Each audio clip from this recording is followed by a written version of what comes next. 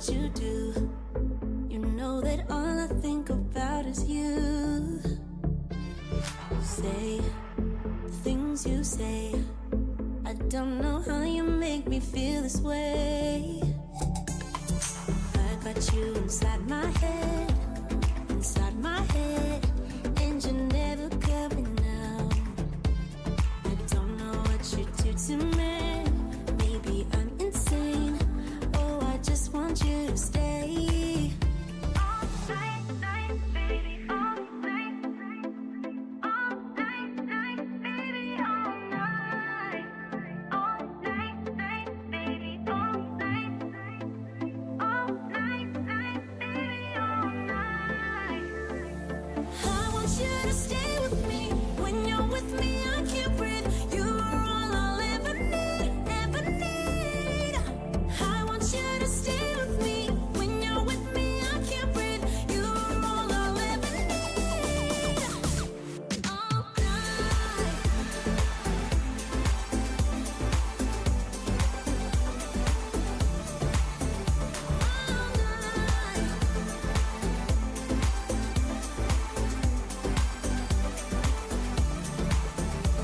I try to stay calm, but it feels like I'm a ticking bomb.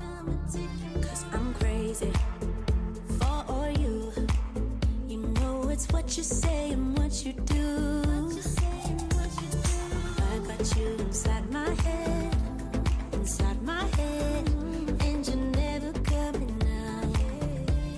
I don't know what you do to me. Maybe I'm insane. Oh, I just want you to stay. All night, baby, all night. All night, baby, all night. All night, baby, all night. All night, baby, all night. I want you to stay with me. When you're with me, I can't breathe. You are all I'll ever need, ever need. I want you to stay with me. When you're with me, I can't breathe. You are all I'll ever need. All night.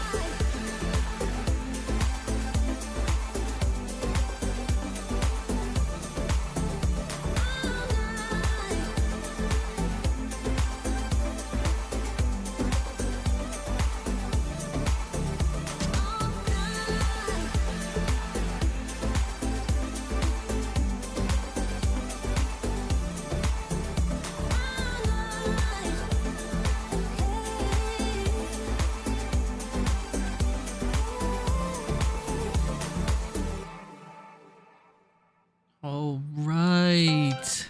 Oops. Didn't mean to do that. As okay, good. Okay, messed that on up. That was a bad start. Good evening, everybody. It is Friday. What's up? It is another episode of Beyond the Doll. Let me see. We're gonna switch over here. What's up, everybody? Hello. Good evening. Good evening. It is Friday. This is another episode of Beyond the Doll, episode 45. As always, I am your host, Shizu-san, and my beautiful assistant right here with me is the very lovely Asuna Yuki.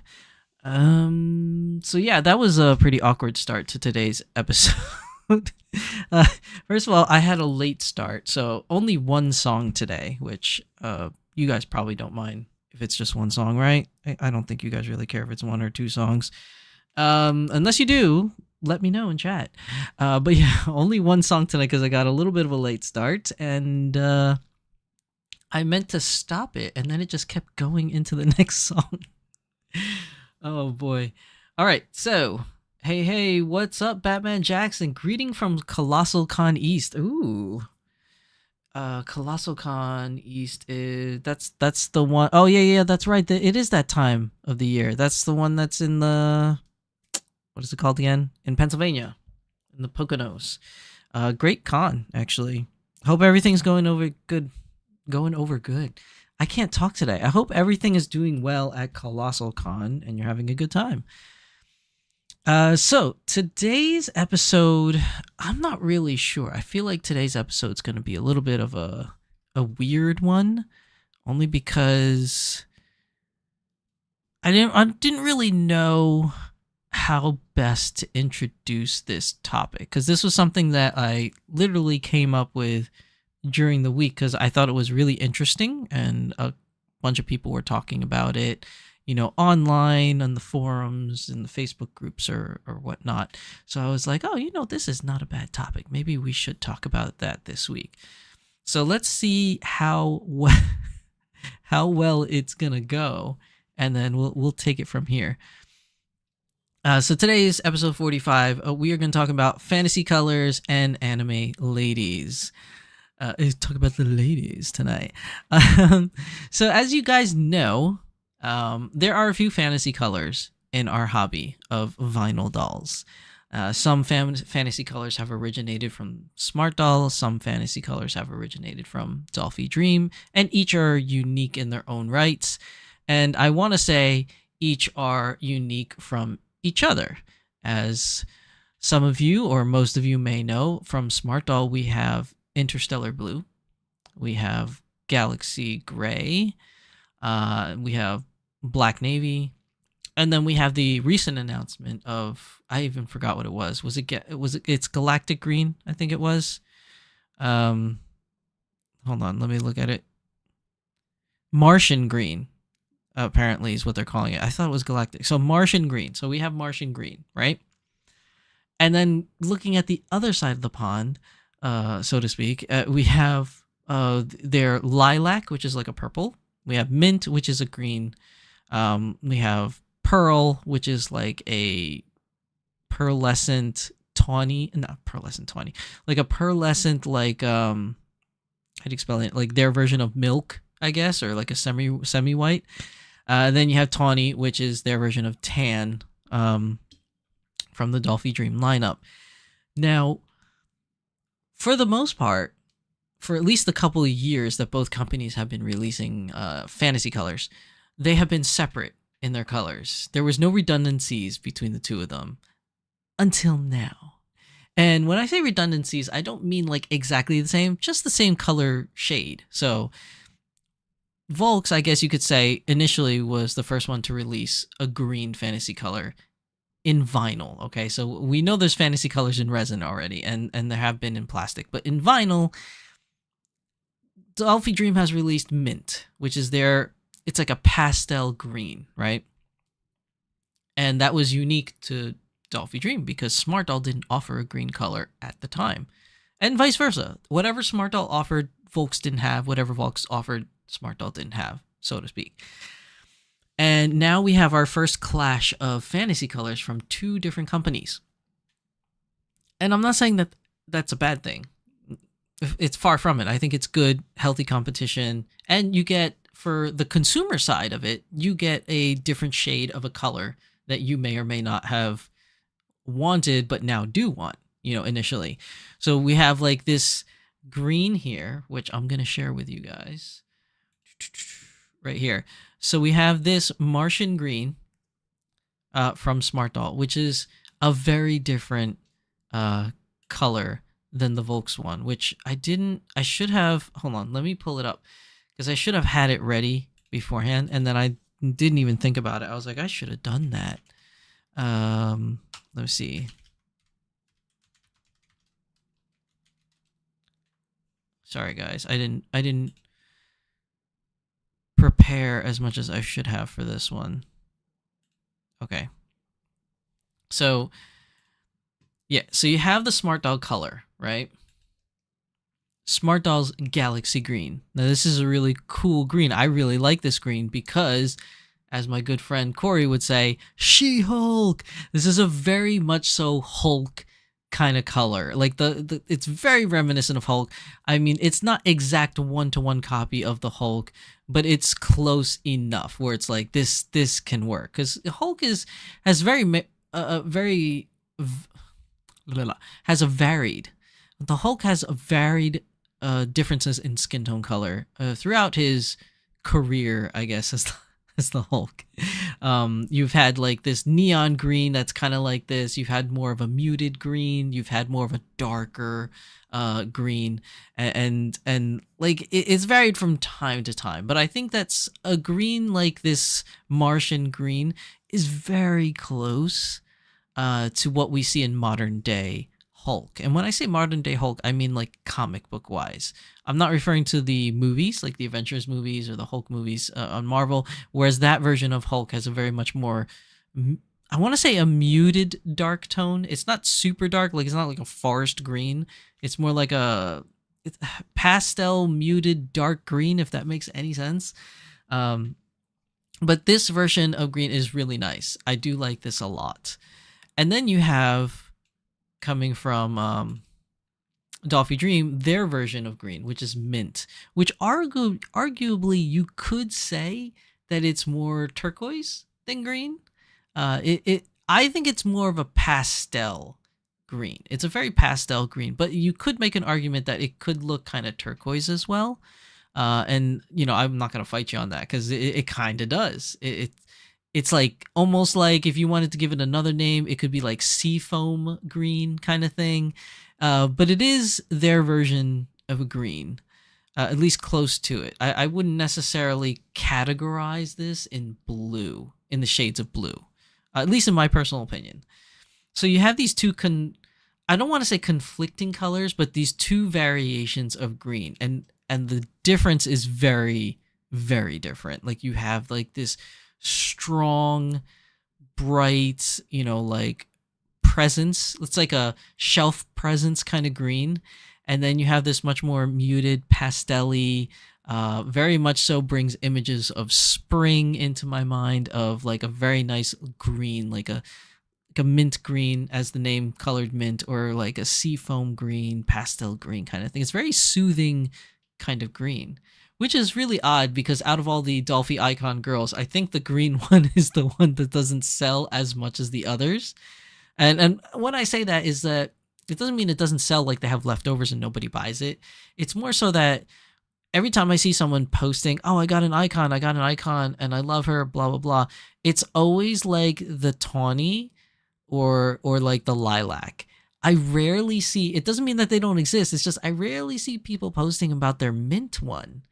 So I based upon that and my own personal observations, so I have no real metric for comparison, so I could be totally wrong. This is just personal experience. I just don't really see mint a lot, advertised a lot amongst the community. You always see the other girls, like you'll always see Iris, you'll see Petal, you'll see Tawny or Sarah, or Lilac, if you want to go through the other variations of names of the colors. But mint, you don't see too much of it. So we're getting onto the the area of fantasy colors that these two companies are now starting to, I don't want to say collide, but that now they're breaching into similar territories where, if I'm not mistaken, have always been separated between the two. And what I mean by that is, let's go down the line between Dolphy Dream and Smart Doll stuff that you would see out in the wild or out for sale or on their website. They would always have the same similarities as well in the beginning for like skin tone color. Like you had milk, or now it's cinnamon, versus Dolphy Dream's flesh color, or normal, what they used to call it back in the day. And then you have your variation of tea versus tan. Now, obviously, they're not exactly the same shade, just as much as milk and flesh are not the same shade, or cinnamon and flesh are not exactly the same shade. So you have the tea and tan. And then Smart Doll took it one step further and had cocoa. Now, we haven't had a response from that from Dolphy Dream, right? Dolphy Dream, as of right now, does not have a cocoa version. And then that's pretty much it. And then we had both anime dolls from both companies. They both have their versions of anime dolls. And then you had Smart Doll with semi-real. And then you had Dolphy Dream with their video game lineup that no longer looked anime, because the earlier video game Dolphy Dreams still looked anime. Like My Shiranui very much so looked like anime. And all the other like niche games that they had earlier on, like Toho Girls. Well, it's not really niche, but when I say niche, it's like those Excel girls in early on years. They still looked very anime-ish, and it wasn't until more recent times, and I want to say from the last episode of how our dolls have changed, the semi-real lineup, and then now you compare it to Dolphy Dream lineup of the Final Fantasy characters, which very much so look like semi-real, and Nier Automata, which very much so looks like semi-real. So you have those comparisons, and they're starting to hit similar grounds and follow each other, and that's no different for fantasy. So when fantasy came along, I don't want to say it was a rush and a competition between the two companies, because I honestly don't know. It's not like Danny has told me, yeah, I'm competing with Volks, and it's not like anyone from Volks ever posted that, like, yeah, we did it first. Like, you know what I mean? Like, there's no real evidence that anyone worked together, conspired against each other, or anything for these colors. But there's no denying the fact that when fantasy colors came out for both companies, it was roughly around the same time. And they didn't have the same colors, as Danny had blue and Icon had green lilac. And then the other two colors, even though they're kind of fantasy, they're pretty much standard in a way, in a sense, because it is pretty much their version of like semi-white and T, just more like glitterified. So you had like Danny with blue, you had Danny with gray, and then you had Danny with black navy, and then you have Volks with lilac and green. And mint, which is green and purple. Then you just venture out into what other colors are they going to expand upon?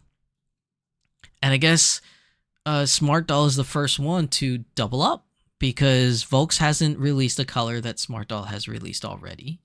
And Smart Doll hasn't released any colors that Volks has released already until now. Now we have green. So, like I said earlier in the stream today, it's not the same exact color green. There are definitely very stark differences of green, but it's the first time that we're seeing the two color zones or color shades or variations of green pop up at the same time. And also, it's not bad, though. I like it. I like the fact that these two companies are doing quote unquote their own things, making their own fantasy colors, and are not afraid or not shy to make something of the same shade but different. Because what if you always wanted a green character, but you didn't want this muted pastel tone? You wanted to make a She-Hulk, like you wanted a vibrant, strong green, and it wasn't offered from Dolphy Dream, right? Well, now you have Smart Doll's version.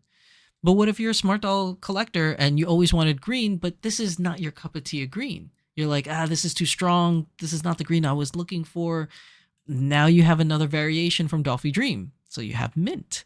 So just because the two companies are now starting to collide in a way where there's similarity in color groups, let's say. So we have now similar green color groups, but it's two different shades, two different types of green. And I think it's awesome for the community, because choice is always better.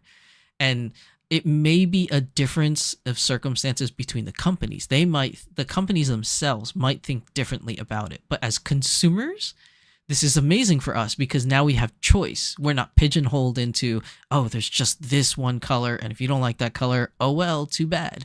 Well, now at least we have two colors, and there's two different choices of green. So it's always good, in my opinion, for at least from the consumer side, to see this type of thing.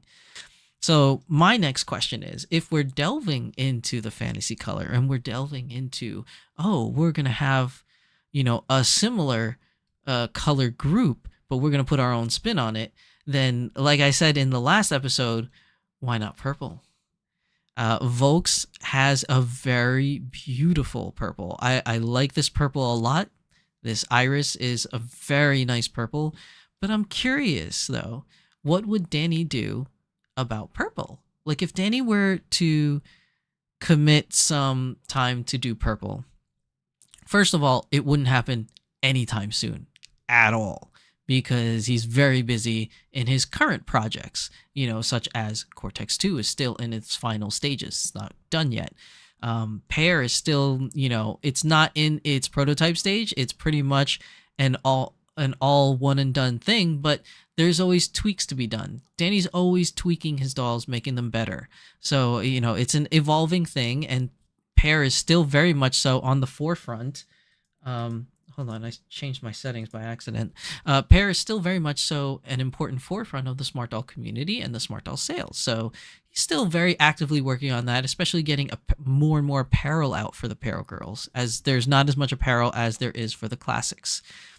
And then you have this Galaxy Martian Green that he's working on as another project. And then don't forget, he's still in the wings, like somewhere in the wings, somewhere churning back there, whether it be put on the back burner or whatnot. We still have no progress reports on Pocket Doll. We don't know if he's secretly still working on it or not, or maybe if it's totally on the back burner. We have no idea.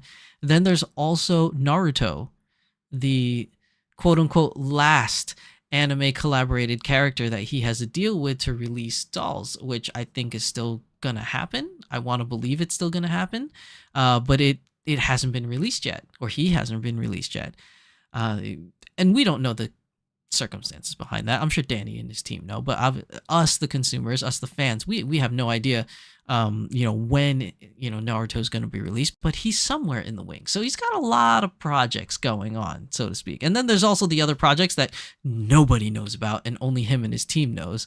And we're just itching at the next opportunity to find out what that would be. So I have no real expectations or plans for Danny to ever release Purple, but I think it would be awesome because, again, it would give choice to the consumer, and whether or not that's a good thing for the companies themselves to venture into, but for us consumers, we like choice. We like to have variety to pick things, and if we're going to start opening the doors to having similar color groups amongst companies, but with different shades, then I think purple would be a really good place to go to, because maybe there's some people out there that want a different shade of purple, other than lilac that's being represented in Dolphy Dream. You never know. Now, there could be an argument to be made that Danny will not ever make purple. And I think it's a valid reason, so to speak. But it may be far-fetched, and why not take this ride with me to see if it will be? But before we do that, we're going to take an ad break so I can get a drink of water. Ugh, thirsty.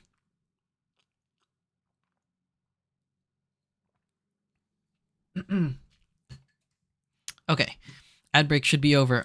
Before I delve into my lilac story, I just want to make sure, because a lot of people are joining in and I didn't want to lose my train of thought. But Mika7, welcome to the stream. PMB Sakura, welcome to the stream. It's nice to see you all. Batman Jackson, we already said hi. Hello, Batman Jackson. Ben Benjamin, welcome to the stream, Ben. It's nice to see you again here. Kelly Poplar, welcome to the stream. Thank you for coming. And PMB Sakura. So Batman says lime green is my favorite color, but I really need a mint green to make my Frankenstein. Well, you got to start entering more Dolphy Dream icon competitions. Oh my goodness. Ben Tell Cat, I said hi. Kelly Poplar says, love the green, but I'm absolutely not ready for gray and black navy Smart Dolls to end. I think, to be honest, in my opinion, I think gray's had its run. I really do. He's released quite a number of characters in gray already. And if you really think about it, gray's been around for about a year now. And for the most part, I think that's a good run. Interstellar Blue was supposed to end so many times, and it just didn't, because there was so much demand. I don't see as much of an outcry for more gray. And my only basis for saying that is the fact that when people ask for things from Danny or the Smart Doll team and they post it on Twitter, usually when he releases things, he's like, oh, here's my new thing I'm releasing. If you read the comment section, there's always going to be a couple people that are like, oh, but what about this? Is that ever going to come out? When is it going to come out? I haven't really seen much outcry for more gray. Now, that's not to say that there's no demand at all. It's just that it's not on the forefront, and I don't think there's enough demand coming for it. And I know that there are individuals out there, probably like yourself, that want a gray and didn't get a chance to get a gray because every time you tried, it probably was sold out before you can get to it. So I understand that the outcry or not really the outcry, but the want to have gray continue just a little bit longer so you can get your hands on one. I definitely understand that. But speaking from timeline wise, Gray's been around for just roughly about a year, maybe a little over that, maybe. And it's probably coming near the end of its life cycle. Black Navy will probably stay around a little bit longer, but Black Navy is a hard one to gauge. And the reason why I say it's hard to gauge is because he announced it. I saw the very first Black Navy last Christmas when he went to Anime NYC. It was gorgeous. And normally when he releases dolls, it keeps coming. Like there's always going to be a refresh. There's always a refresh. And Black Navy has had several refreshes since Christmas, but I feel like Black Navy hasn't had as many drops as Blue or Gray had when they initially released. It could be due to materials. Maybe there's not enough of the vinyl to make the Black Navy and they're waiting for more materials to come in. I don't know what the issues are. And I don't even know if there is issues. There may be no issues. Maybe he just doesn't want to release as many Black Navy. I don't know. I have no idea what Danny and his team plan to do. But based upon that aspect of Black Navy, I feel like it'll stay around a little bit longer. So you probably have a better chance of maybe getting your hands on a Black Navy. But Gray, I feel like Gray is kind of going out the door, so to speak. But I would be very happy to be wrong about that, so that individuals like yourself and many others out there in the community that still haven't gotten a Gray or a Black Navy would have more of an opportunity to do so. But just based upon, what we've seen, like release-wise and timeline-wise, it just seems like Gray might be on its way out, and Black Navy is here to stay for at least a little bit longer. That's just my take on things. But I really hope that I'm wrong, so that you could get your lovely doll in Gray or Black Navy. Let's see. P&B Soccer says you may have any color car you want as long as it is black. What are you stealing Batman Jackson's line? Are you stealing Batman's line? Does it come in black? Competition is better than one company telling you what you can only have. All better for the consumer. Yes, it's all better for the consumer and the community. Choice is always a good thing for us. But purple, I think purple would be a great color for Danny Chu to get into. I think there's demand for purple, especially for everybody on the Dolphy Dream side that wants, because there's so many people that wants all the colors from Dolphy Icon that still haven't gotten their colors because Icon is just so limited in its release. I even want to go one step further. The Icon is even more limited now more than ever. And the reason why I'm making that argument is because every single year they release another batch of Icon girls. And in every release, they always do the 4 colors. It's always been tawny. It's always been pearl, iris, and mint every single year. Just different variations, different makeup, different clothes, different hairstyles each year. Those parts have probably changed, but the skin tone has not. And the reason why I say it's more rare than ever now is because this is the first year we're not getting fantasy colors. Because we have Dolphy Dream Icon this year, the Rock and Royalty, and it's only going to be available in Tawny and Petal. So you only have basically their semi-white and their tan versions of Dolphy Icon this year. So the fantasy colors are skipping a year, essentially. So the fantasy colors are way, way more difficult to get your hands on than anything. And I want to say, and as much as it's difficult for a lot of people to get their hands on fantasy color, I want to say it's easier to get a fantasy color from Smart Doll than it is Dolphy Dream. I mean, it pains me to say that, and that's at no detriment to either company. It just pains me to say that because I know that there are a lot of people out there that want one of these fantasy colors that have not been able to get one, either because lack of funds at the time, they just can't afford to buy one, or because the click war is just so severe that individuals haven't been able to win. Every time they try to get into the click war or try to enter into the lottery, they just keep losing.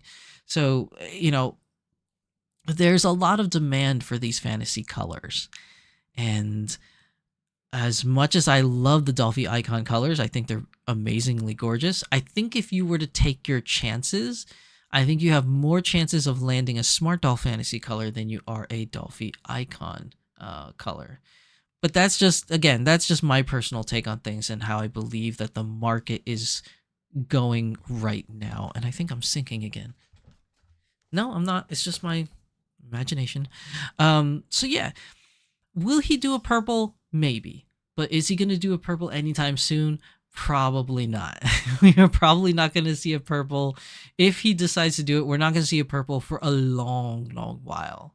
Like, it'll be at minimum a year, right? Because we're not even slated to get green until 2025. So if he does tease a purple and release a purple, it probably won't be till 2026. It'll be a long time before we see any kind of version of purple from Smart Doll, if in fact Smart Doll even goes and takes that route.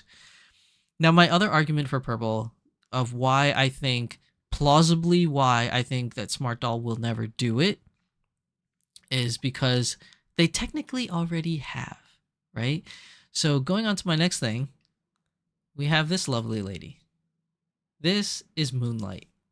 So for those that are new to my channel, or for those of you that are new to the vinyl doll hobby, you probably didn't even know this existed.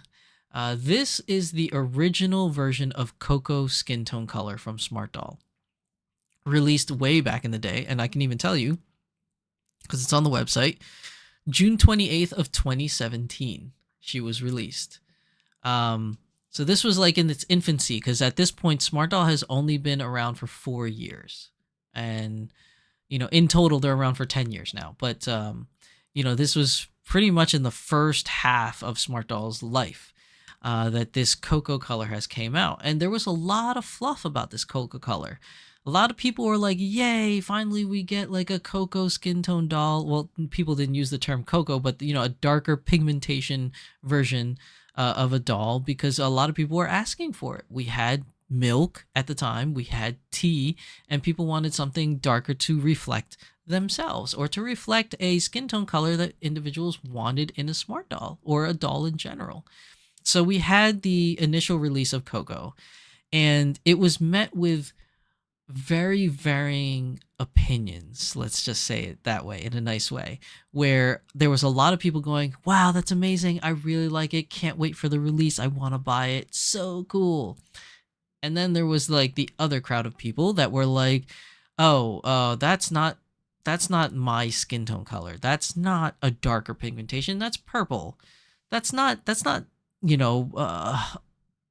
for lack of a better word, that's not black. You know what I mean? Like, we don't have a dark, people wanted a darker pigmentation color, skin tone color, because they want, to identify.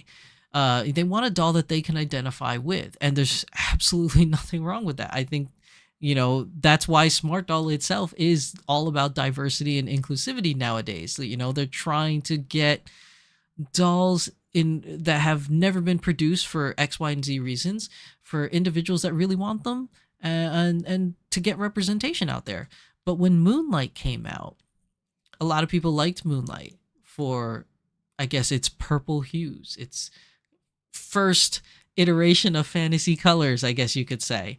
But it didn't last long, because I think even Danny himself, after releasing their initial batch of Coco, probably realized he could do a different version of Coco and make it darker. And then we have the original, not the original, but we have the version of Coco that we do have now. And like I said, with Smart Doll being all about diversity and inclusivity, we have gotten 3 skin tone colors of cinnamon and tea and cocoa. And now he's taking it one step further and he's making coffee. So now we have an in between from tea and cocoa, and in between there we have coffee. But this is my main reason why I don't think Smart Doll will ever do a purple, because they technically already did. Now, if you want to make the argument that they could do purple again and just re-release this version as a purple, I'd be okay with that, because if you, as you could see, if they re-release this color, if they re-release this skin tone color and just market it as a fantasy color purple, I mean, look at the difference. There is a much bigger difference, because in Dolphy Dream's version of purple, this one is much more, I guess you could say, loud. It's a very deep purple. It's still pastel, but it's bright. Like, it's not muted. Whereas comparatively to Moonlight, this is more of a subtle purple. It's I don't want to say cocoa, because it's not a cocoa anymore. We have already established a cocoa color, but it is definitely a darker skin tone pigmentation, but with a purple hue to it. So she doesn't look exactly lavender. She doesn't look exactly like royal purple. In a way, she kind of reminds me of like a grape kind of skin tone color, like a grape kind of purple. And that's fine by me. Like, if we re-release another fantasy skin tone color from Smart Doll and just re-release this color as the fantasy color, maybe, you know, because you don't want to get into, especially for Danny, like, because he is a creative and his team is full of creatives. The one thing you don't want to do as a creative, and that's from me, the outside looking in, because I'm far from being a creative person. I don't know how to make anything. But from the outside looking in, I feel like creators don't want to repeat something they already did. Like, they always want to keep creating something new. So that's another argument why I don't think we'll ever maybe see purple, is because they feel like they already did something similar. And if they were to do a purple anyways, if they decided to do a purple, it's not going to be Moonlight skin tone color anymore. They'll probably maybe use Moonlight as a basis to start with, and then mess around with the pigmentations to see if they can make it lighter, brighter, darker, you know, whatever kind of hue they can put onto it to make it look more different and more of a purple that they're envisioning at that time, whenever that time may be, if they were decide to do it. So, you know, there's a lot of arguments to and fro that, you know, whether or not Smart Doll will continue fantasy colors in general. And if they were to continue fantasy colors, you know, I believe that the next step would be purple. Like, if Danny decides, I'm going to keep doing more skin tone colors, what's the next color to do? I think purple would probably be the next logical step. I mean, we've had blue, we've had gray, we've had black navy, you know, we're going to have green. If you want to pick any other color out of the rainbow, yeah, there's more colors out there. But I think purple is a popular one. Another popular one that he could do, that I could see him doing, is red. We could have red. There's many characters in anime and comic books and fantasy alone that would have red pigmentation, like a maroon or magenta kind of skin tone color. You could make the argument for orange, but I don't really know what you would do with orange per se. There really isn't too many characters out there that are orange pigmentation, but it's not like it can't be done. And if he were to do an orange, I feel like he already has, right? Because we have the orange head caps. There's already a template for orange. So, and I don't think I've ever seen him like messing around with prototypes and saying like, oh, look, you guys like the color of our head caps. Why not a full Smart Doll in orange? So an argument could be made that orange could be another step that they take, since the basis for it is already there, or at least the first marching order or steps of it is already there. But I guess the inner hopeful in me that wants purple is just saying, oh, after green, they're definitely going to go purple. I want purple to happen. I really do. But whether or not it will actually happen, we don't know. I mean, we really don't know. Only Danny would know. But I would like to think that once green has its run, if he were to continue on his journey of fantasy colors, I think purple would be great. And the next runner up would probably be some version of red. I would think that would be a great stepping stone, so to speak. But I don't know. What do you guys think? Kelly Poplar says gray for the Pear Girls. Yeah, I mean, he hasn't released a Pear Girl in gray. So, that's possible. He hasn't, well, and to be fair, because blue wasn't around when Pear Girls came out, so obviously there's not a blue pair, and we haven't had a black navy pair either, so it's possible. It's possible. And maybe he's going to make a run of fantasy colors in pair because he hasn't as of yet.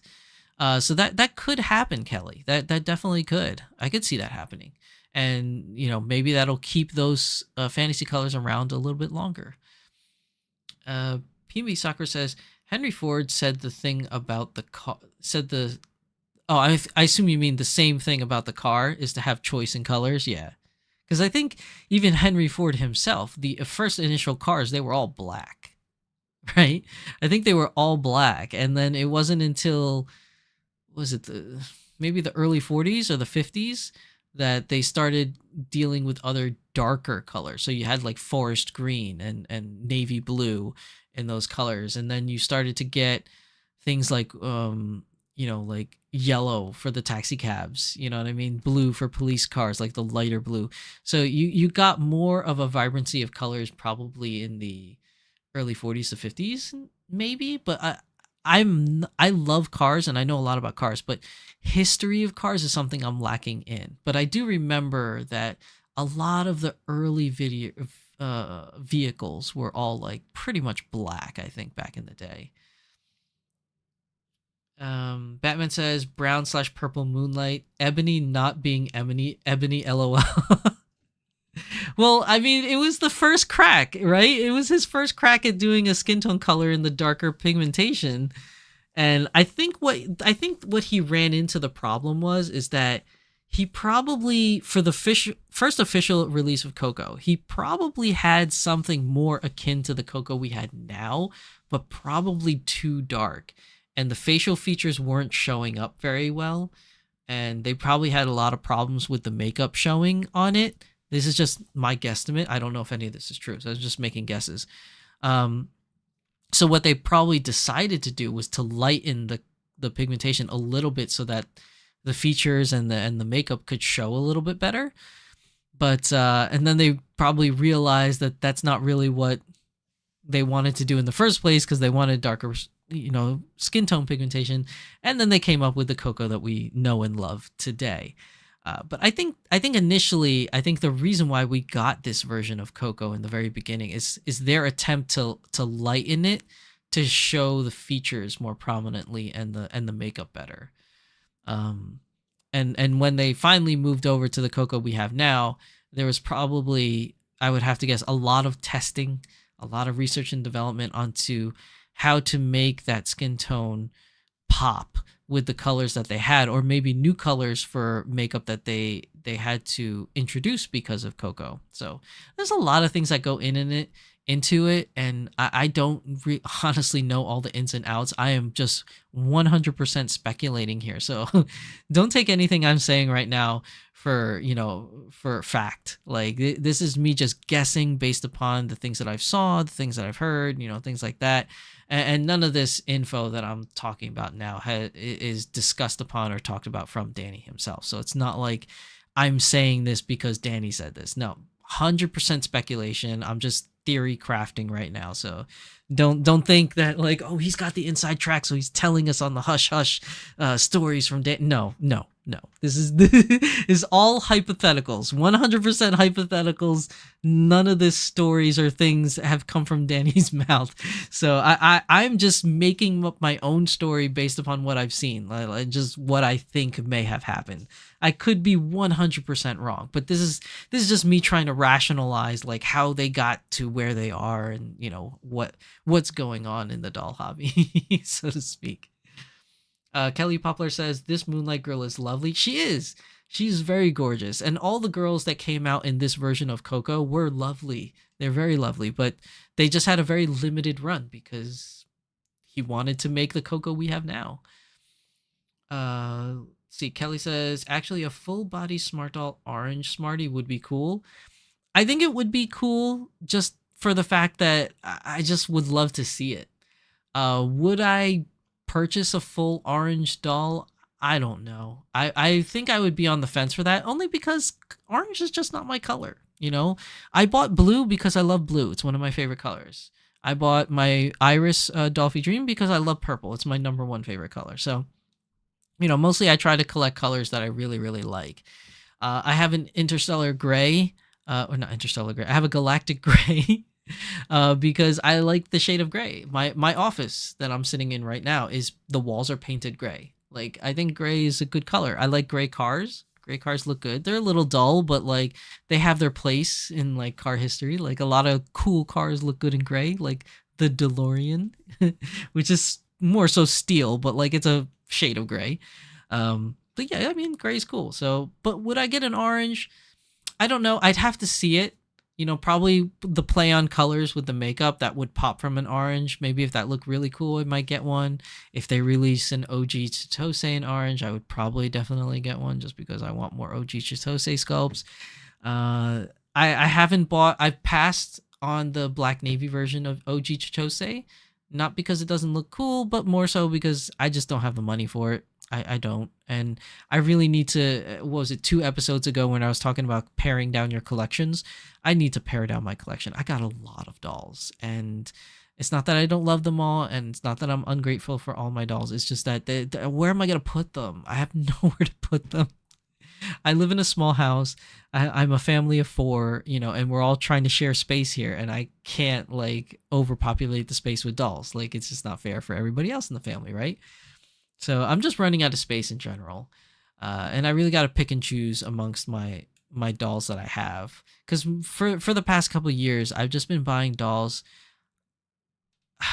at an impulse. You can almost say as a FOMO. But it wasn't really FOMO because I wasn't in the fear of missing out. It was more so like I just wanted the next new thing. Like, not only for my collection, so to speak, like, oh, I want this new doll because she's cool. It's more so another variation of it is, and I believe John and Sandy talked about this in their last podcast as well, from My Lady Disdain, is just that as a YouTuber, you also want to be able to buy the latest and newest things so that you could review it and show it to your audience and be like, hey guys, if you always wanted to see what the new Galaxy Green looks like, here's my unboxing video and full review. Like, you know what I mean? Like, when you're a YouTuber, you kind of want to get all the newest things because you want to show it off. It's content, you know, for your channel. You're just like, hey, check out this new thing. Let's do a deep dive. Let's do a review. And then everybody watches your videos because it's helpful, because I do the same thing when I watch other things. Like for computer PC parts, I always watch my favorite PC YouTubers to see what's new, what I want to get, if I want to get it, what they review it as. So same thing for dolls. For individuals like myself or My Lady Disdain or the Doll Fairy or, you know, Kitten Kat Shop or you know, Michaela Frost and Magical Girl Kit Kat and Lovely Day, and like all these people, all these influencers, they all want to get their hands on the newest stuff because not only do they like them just as much as you like them, but they also want to be able to like feature them on their channels, their YouTube channels, their Instagram channels, to, you know, kind of show you guys, hey, look what's coming out, look what's here, this is my thoughts.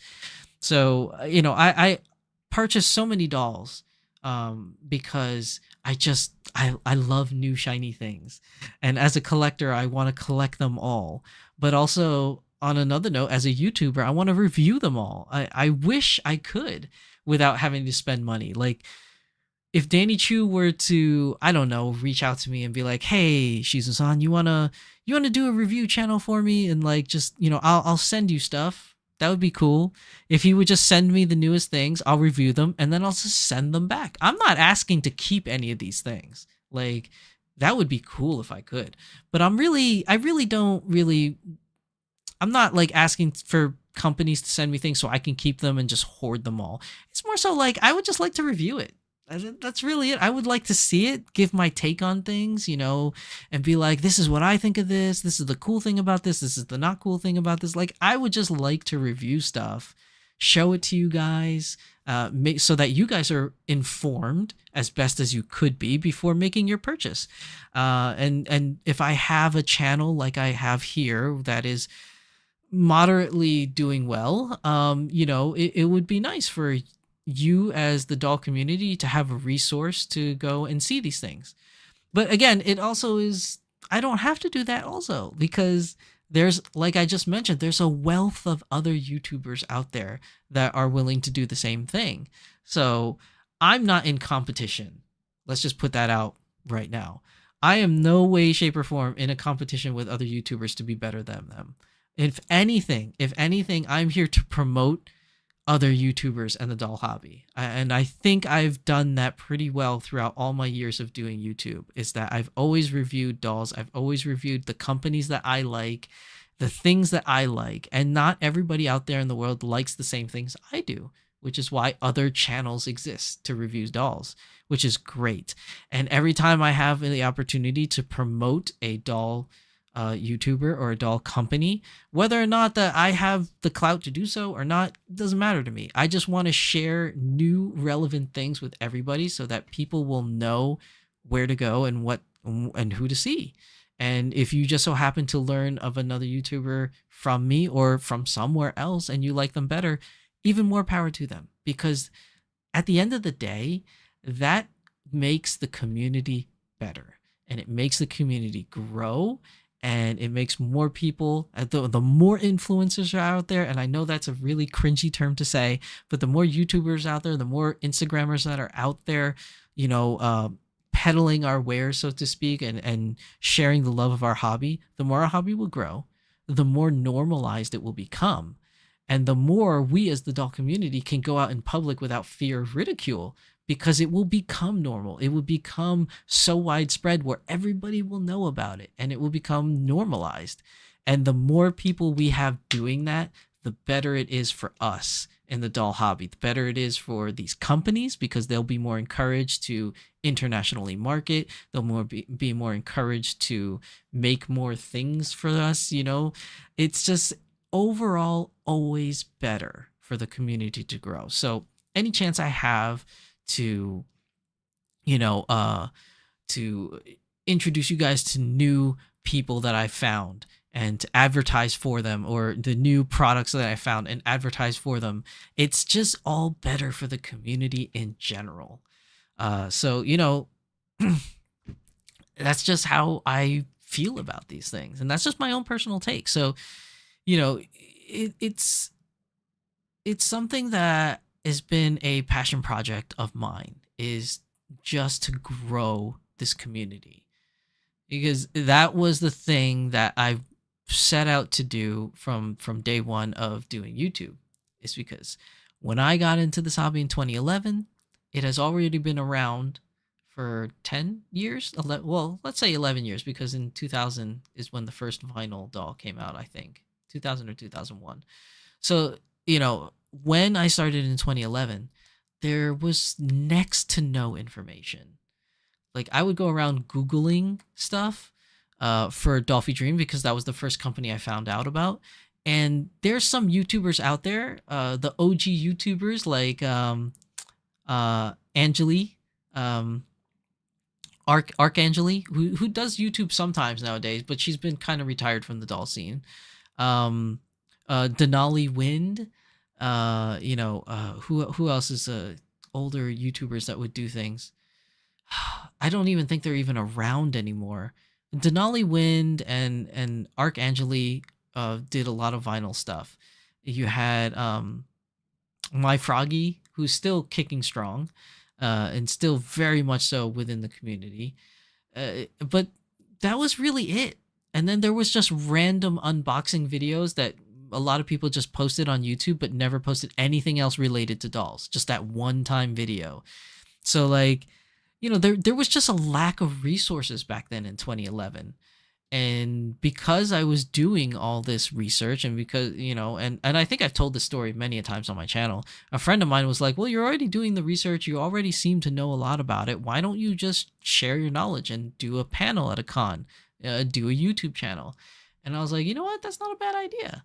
And then when I started, in 2016 and doing my YouTube, all the time, and doing my 2-minute Thursdays, if you guys remember that from back in the day, and my unboxing videos and my doll life videos, the community since then has grown, and so many more doll YouTubers out there. There are so many doll YouTubers out there, and so many more, even more doll Instagrammers out there. So the community is growing.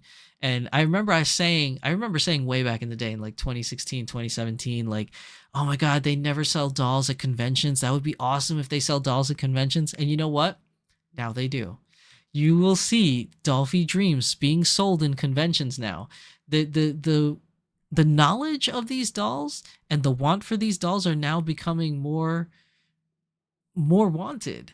And the reason why we see Dolphy Dreams out there is because people will buy them and sell them, third party ish. That nobody, these companies that are selling at cons, they don't have a license to sell Volks stuff because Volks doesn't share the license with anybody pretty much. And so they're just pretty much finding these dolls on the secondhand market and then selling it at their booth. I haven't seen smart dolls sold at any of these booths, but I have seen Dolphy Dreams before. But you definitely don't want to buy them from these booths because they do scalp the hell out of you. Because I saw, what was it? Just the Otakon that just passed. I saw a doll. It was a Hatsune Miku doll that they were selling for like, I think it was $2,500. And I'm like, you could find it way cheaper than that in like Mandarake or even eBay. Like they were asking an obscene amount for these dolls. And then they were asking for like $1,500 for Saber.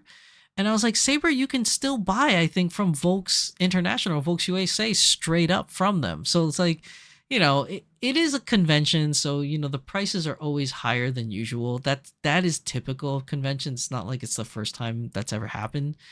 But it's just nice to see that the popularity and the interest for dolls is now growing to where convention vendors are starting to sell them now. So that's pretty cool.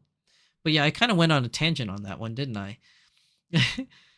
Let's see. Hey, Marie Velez, welcome to the stream, Marie. It's good to see you. Let's see. Kelly Poplar says, "Be real. Nothing comes out of Danny's mouth but chaos."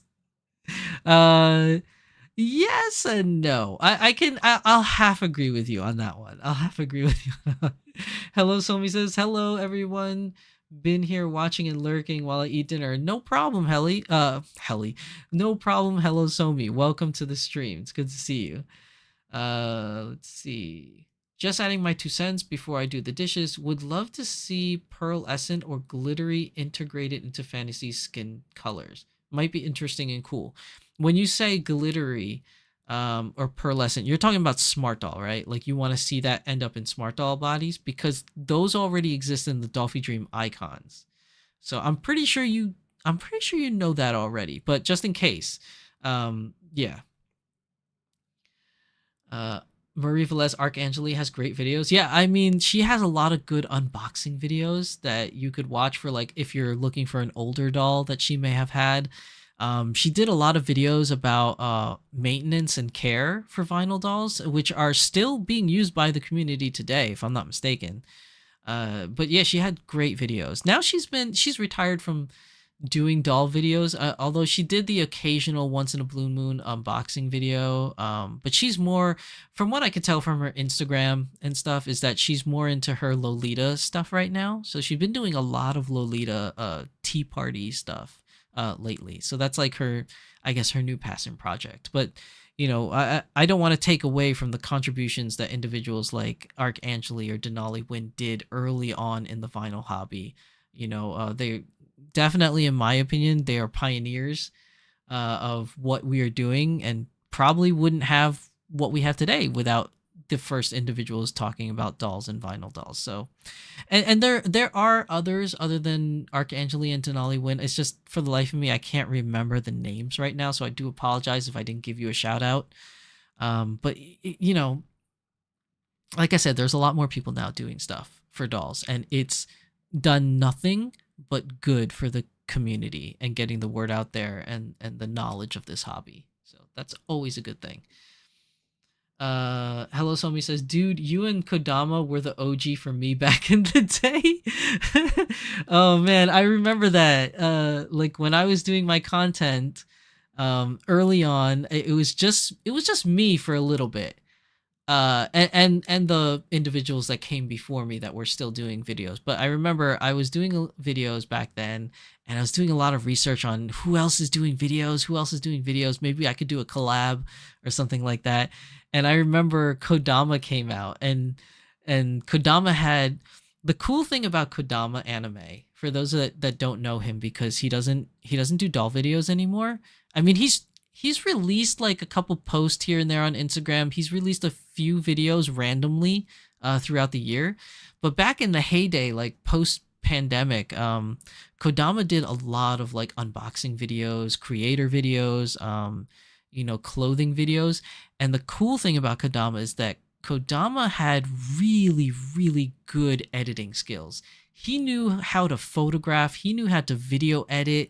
Like the qualities of his videos were top notch, and I was always jealous of that, because let's be real, my video quality and my audio quality on my channel are not the best. There are people that do it way better. It's just, for me, it's just, I just want to get word out there and talk. Like, that's the thing I like to do the most. Could my video editing be better? Sure. Could my audio be better? Sure. If I put more time and effort into learning it to make it better, it could be better. It's just, I don't have time. I mean, I don't want to make excuses, but my thing is that I'm married. I have 2 kids. I have a full-time job. YouTube is not my full-time thing. So like, I really just do this on the side because it's a passion project for me. And there was a point in my YouTube career where I tried to make my videos like look cinematic. Like there was a lot of my earlier videos are heavily influenced from what I saw from like Casey Neistat and stuff. And I tried to mimic that, and it went horribly bad. Like, I want to say that I did okay, but like, in all honesty, if you were to compare me to a lot of other YouTubers that did that type of content, mine was very subpar. And I can freely admit that. But yeah, I mean, the cool thing about Kodama Anime was he had really great audio and cinematography in his videos. It was just very clear, very crisp on audio and video. Like, it was just great. And then I found out when I finally met him and we got to talk and we got to hang out and stuff, he has a background in audio and video. Like, he went to school for audio and video. So I mean, that's why they were so good, right? Because he that's what he did for a living. And that's what he went to school for. So I was like, oh, well, yeah, no wonder why he's damn good stuff.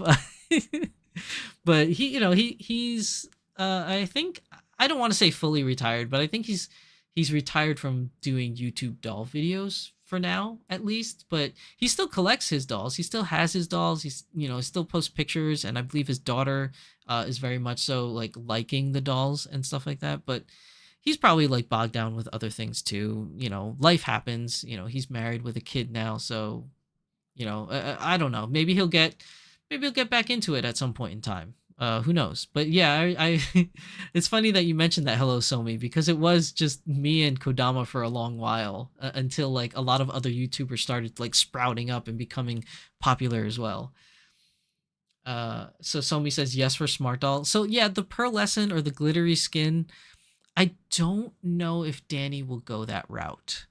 I think it would be cool if he did, but I honestly don't know if he would go in that direction, to be fair. I think if he were to continue Fantasy Colors, he's just going to continue doing them as he has been doing them. I don't think he's going to add any plans to add glitter or anything that to his skin tones. But I could be wrong, and I would be pleasantly fine with being wrong. And if he adds glitter or pearlescent to his fantasy skin tone colors, I mean, hey, why not? I'd be excited for it. It would be awesome for me.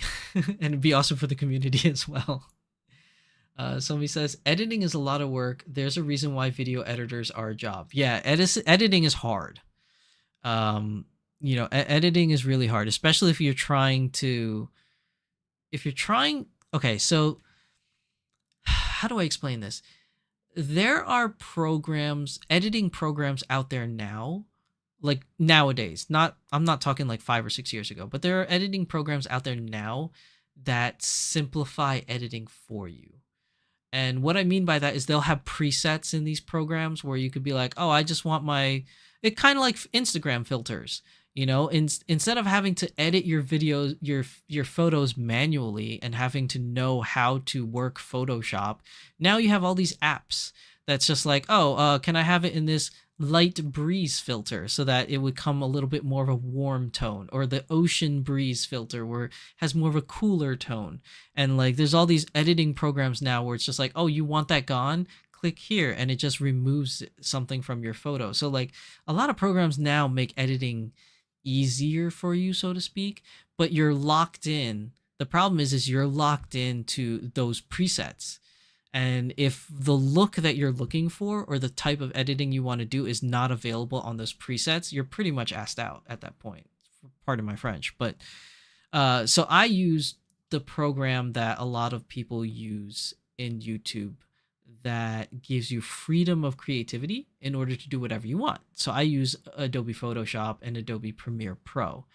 And those programs, you could pretty much do anything. Like you could get cinematography type of editing. Like there's a lot of like independent movie makers out there that still use Premiere Pro to make their movies and edit their movies. Like you can do a full edit like a cinematic movie that you would watch on the big screen using Premiere Pro.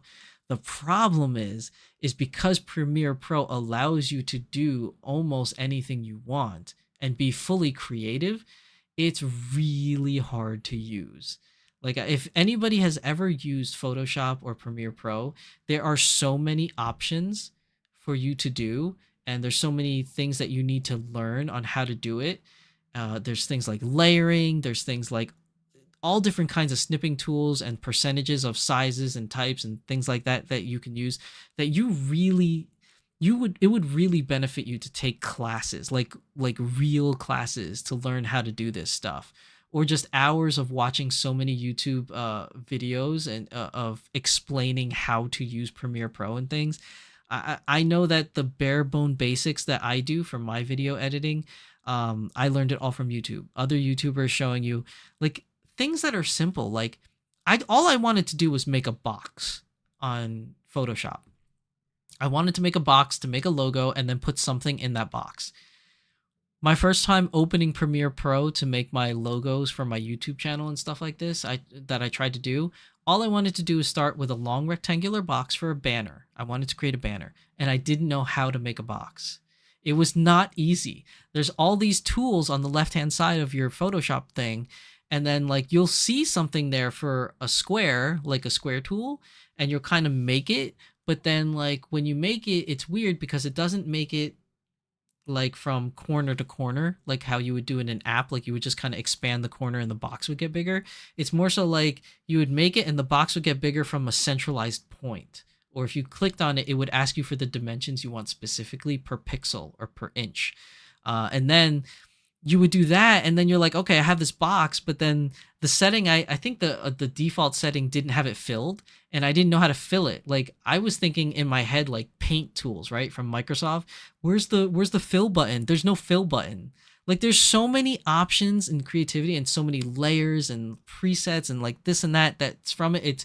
It's very difficult, and unless you're willing to put in the time to learn how to use this program to be fully flexible in creativity, then it's not worth it. And it's almost not worth it for me to even have it. With the minimal amount of edits I do even nowadays, because most of the stuff I do is more live stream than pre-edited videos, and a lot of my thumbnails nowadays is more of the same. It's just I changed the number now. I don't really do as much editing for my thumbnails as I used to. It's just because I just don't have the time to do it. I'm actually paying money for these programs that I barely even use, and I'm at that point where it's like I don't want to cancel it now because I'm already so used to using these programs and I know how they work at a basic level that I don't want to go and learn how to do it on another program. I'm just like, fuck, freak it, I'll just keep the program I have now and just keep using it. But yeah, that was another long tangent, sorry about that, but tangent king over here, people. But yeah, hopefully that kind of like touches upon what you said. Hello, Somi. Marie Velez says, Kodama did a full SND Cortex assembly a long time ago. Yes, he did. And so did I. So Kodama did one, a Cortex assembly video, and it was funny too because he and I got a Cortex, I think roughly at the same time, and I remember it vividly because I'll never forget it. My Cortex video assembly video came out first before his. And the reason why mine came out first was because I did it like the minute I got it. So like my Cortex came in the mail and I literally went and got it from the porch, brought it inside. I had the camera set up already and I started filming. Immediately started filming. And then I didn't really do much editing on it. It's just pretty much cut and paste. Like I just put a title and an ending and I split it up into 3 parts. Like I videotaped it straight. It took me from 8 p.m. the night before when I got home from work to about 6 in the morning to finish the whole thing. And I didn't sleep. I didn't eat. I didn't take a break. I just literally filmed myself unboxing it, cleaning up the pieces, assembling it, showing you like where to put the pieces and how to assemble it. And then I cut it into 3 parts. And then I threw it in the editor just to put the title and the ending screens on. And then I released it that morning. Like literally I finished editing it by 8 a.m. in the morning. And then I posted it at 9 a.m. And then I scheduled it where the other 2 videos would be released the next day. So the first part was day 1. And then day 2, I released the second part. And day 3, I released the third part. And the reason why Kodama didn't get his out until after me is because, like I said before, Kodama is really good at video editing and he's like a perfectionist. So like he probably did the same thing I did, except he didn't get to release his before mine because of all the editing, because he was making sure that it would look perfect, it looked great. Whereas me, I didn't care how perfect it looked. It's just like, I want to film it, and I know other people are getting their Cortexes in the mail, and I want to film it and get the video out as soon as I can so everybody knows how to assemble these kits. And that was just kind of like my goal. And I remember I was so tired because after I finished at 8 in the morning, I posted the first video at 9, and then I literally got in the car and drove 2.5 hours down to Anime Next in Atlantic City because I was doing a panel on anime dolls at like 12 in the morning that day. So it was like a roller coaster ride for me that day. I was so tired. I will never forget that because I was so tired and so beat that after my panel, I just passed out. I literally passed out. I was so tired. Let's see. Marie Velez says, that convinced me that the Cortex kit was not for me, LOL. Yeah, the first Cortex kit, it took some working to put together. Hello Somi said, dude, that is insane. Scream, I couldn't do that kind of schedule. It was insane. I was literally dying. It was so bad. Like, I felt so terrible afterwards. Kelly says, would you do another if you get 2.0 Cortex? Yes, that is the plan. When I get my hands on Cortex 2.0, I will do another assembly video, although I won't do it the same way I did it this time and like half kill myself doing it. I think I'll take my time on this one in doing this video. But the last time, I just remembered the first Cortex, I just wanted to get that assembly video out as soon as I could because I knew that everybody else was receiving their Cortex at the same time. And there may be individuals out there that weren't so savvy as I am in putting things together because I've been doing model kits for a long time. Been doing a lot of Gundam model kits, and assembling a Cortex is pretty much the same thing. It's very similar. So, I was like, there's going to be a lot of people out there that have never done this before because they're all about dolls. They've never assembled a model kit, and they need an instruction manual. And since Smart Doll Danny didn't release an instruction manual with the Cortex kits. The only thing he released was a video. So he did an instructional video, but some of the angles that he did his video wasn't so clear on some of the assembly parts, especially the torso part was a little hard to see on his video. And vice versa, even on my video, it was really hard to see because filming the inside of the Cortex torso was very difficult with like the camera angle and then having to use the zip ties and make sure that you could see where the zip ties were connecting. It was not easy to do. But So a lot of people that were brand new to the doll hobby that have never assembled a model kit before probably wouldn't know how to assemble Cortex. So I wanted to get that video out as fast as I could, and that's why I put myself on such a crazy schedule back then. But I wouldn't put myself under that schedule for a 2.0 Cortex. I'll take more of a time on assembling that because there are so many other YouTubers out there that will probably do what I did and try to rush as fast as they can so they can be the first one to release an assembly video. So I think I'm going to take my time with the next one, but I'll do my own assembly video, even though there's probably 10 more released before mine, only because every single person does their thing differently in a certain way. And maybe my video may be clearer than others, or maybe other people's videos are clearer than mine. Who knows? But you won't know until, you do your video, right? Like some person might say, oh, it would be easier if you, like I might say, oh, assemble the torso this way, right? And then somebody else might make a video and be like, hey, I found this cool hack where you can assemble the torso so much easier than Shizu-san's way. And then that video will help more people out. And it's all for the better. Who cares? I don't care. I'm not doing this to get recognition. I'm just doing it because I think it's fun. So it is what it is. But I will do a 2.0 Cortex video when I get to it. Okay, going back to the fantasy skin controllers. Because I'm getting sidetracked. Let me do, you know what? I need a drink. I'm going to do an ad break real quick, and then I'm going to get a drink. Hold on.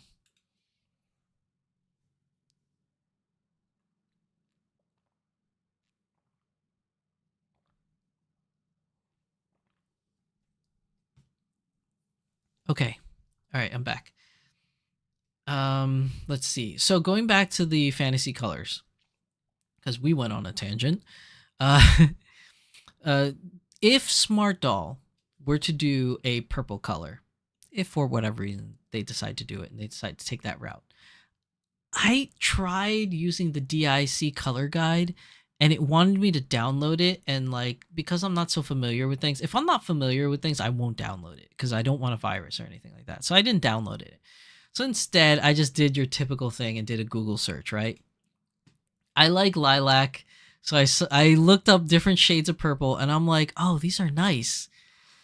Like if he were to do a purple shade, I like this kind of a lilac. Like this one is pretty cool for this color, lilac. I think that's a cool color. There's also like, we could go like these pictures here. Like, look at this. Like this flower picture. This is kind of nice. This blue skies lilac. That's not a bad shade, but like just looking through the different colors and shades of purple, even this, like a brighter version would be kind of cool. Kind of like lending its version to how Martian green is, how it's very vibrant, very bright. Like this would be a bright looking purple that would be kind of cool to see. But yeah, like pretty much any of these colors, this would be nice. Like a muted deep purple right here. I think this would be a cool purple for a doll. I would really like that. That's slightly different from Icon's. Like Icon's a little bit more in this blue comparatively to this purple, which is more of a deeper purple. So that would be cool to see if Smart Doll decided to do purple. But yeah, I mean, it is what it is, really. I mean, it's not such a big deal. We're just playing fantasy here, people. Like if he were to do a purple, something like this would be really cool. Like a version of this, or like this one that I showed up here. Like some version of this would be really cool for a purple. I would really like that. But whether or not purple will happen, we'll just have to wait and see, man. Like Danny's gonna continue to do his Danny things, and if he decides that he wants to do purple, I would be super excited for it. That'd definitely be on my wish list of things to get. From the Smart Doll store, if it were to come to pass. But yeah, I think fantasy colors have a very it's a good word, has a good place in the doll community, a healthy place for it to live. So more fantasy colors, please. Now moving on to the second half of today's episode is anime ladies, right? So I talked about this a little bit on the news episode, and I've seen a couple people talking about it recently on the forums and on Instagram and things like that. And the question that always pops up is where are the anime girls? Like a lot of people are talking about that. They're like, where did the anime girls go, right? So currently, I forgot who posted it, but somebody posted it on Facebook. And I would like to share your name, but I didn't ask permission, so I don't want to be like this person, because if they I just don't have permission. But somebody posted on the forums, and they were like, oh, there are now 60 something dolls available on the Smart Doll website. And I was like, that sounds a bit much. I don't think that's right. And then I went to go look at it, and it's like, nope, no, they're they were right. And it's like, looking here, you could see it.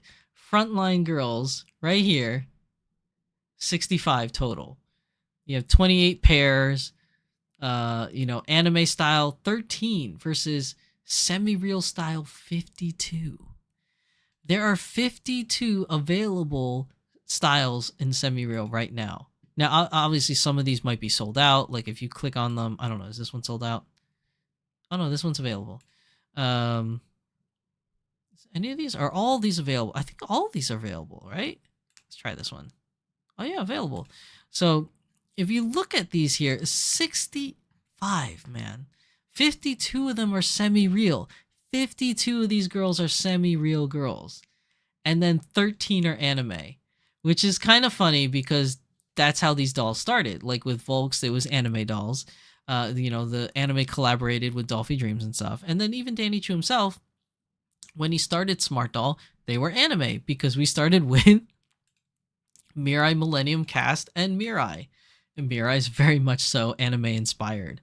And she's been in anime even. So, we have our anime girls, and now we are down to 15 anime girls and 52 semi-reels. That's a lot. I didn't even realize it was that much. I honestly didn't realize. I thought it was more like maybe like 10 or 15 anime to like 20 semi-reels. That's what I really thought initially. And then I looked at the website after somebody posted that, and I was like, 65 is not right. That can't be right. It's right. No, it's right. They were right. 65 available dolls, and of the 65, 52 are semi-real. Bro, dude, that's a lot of semi-real. And don't get me wrong, I'm not knocking semi-real. I think a lot of these semi-real girls are super cool. Like, okay, let's go through the list, right? 52 semi-reals. Like Foundation, awesome. Liberty and Courage, awesome. Valiant, awesome. Independence, Transcendence, awesome. Time and Tide, not really my cup of tea, but I know a lot of people like Time and Tide. Survivor's a good one. Legion's always good. Never Say Never, Live and Let Live, Vision, which I thought Vision was anime, but it's technically not. I was like, why is a Vision not in anime? But look, you could see it's semi-real, not because the eyes are closed, because the nose. That's what gave it away. The nose is what made it semi-real. So, you have Vision, you have Prowess semi-real, you have Future, Reflection. Like, it's no secret right now that Danny Chu is on a semi-real kick. Danny always has phases. And that's not him saying that. That's just me observing. He has his phases where he gets into something and that's what he does. Like for the longest time, he was in the post-apocalyptic era for clothing. And now he's in the cyberpunk era of clothing. Like he's very much into cyberpunk right now. He still does the post-apocalyptic stuff with the Against All Odds, and the clothing that he's been making for Against All Odds to look like a certain individual, but not necessarily that individual. But you have like a lot of cyberpunk stuff because he's doing a lot of cyber shell girls, and he's working on Cortex, and that really fits into the whole cyber look. So he's doing a lot of cyberpunk right now. And with that, because apparently semi-real works really well with cyberpunk designs, and Semi-World works really well for I guess post-apocalyptic era because it's based upon a certain video game character that he thinks is really cool and I think is super awesome, and it works. It just works.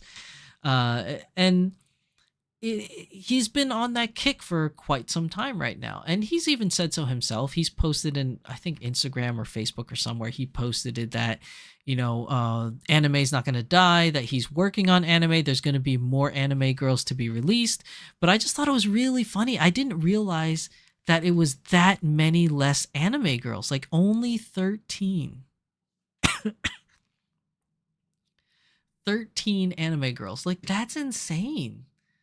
I mean, like, I say insane. Maybe I'm using the bad words, but it's just like, I never thought that that was the breakdown, like, between the two. So what's going to happen to our anime girls? Are they really going to die out? I don't know. Somebody posted on the forums the other day or today or whatever it was that why is there a sudden rage for people to get their hands on Kanata? Why is Kanata so popular when she's been around for so long? Here's my take on that. Kanata, if anybody remembers, and I will Google it right here. Where is she? Where's the original? Because I think that's more fair. Okay, so Kanata, when she was released, is there a better picture? Because that one has the glasses. Here we go. So when Kanata was released, she was the very first of her kind to look like this. And what I mean by that is, let's type this in here, okay? So, smart doll. Don't look at my history.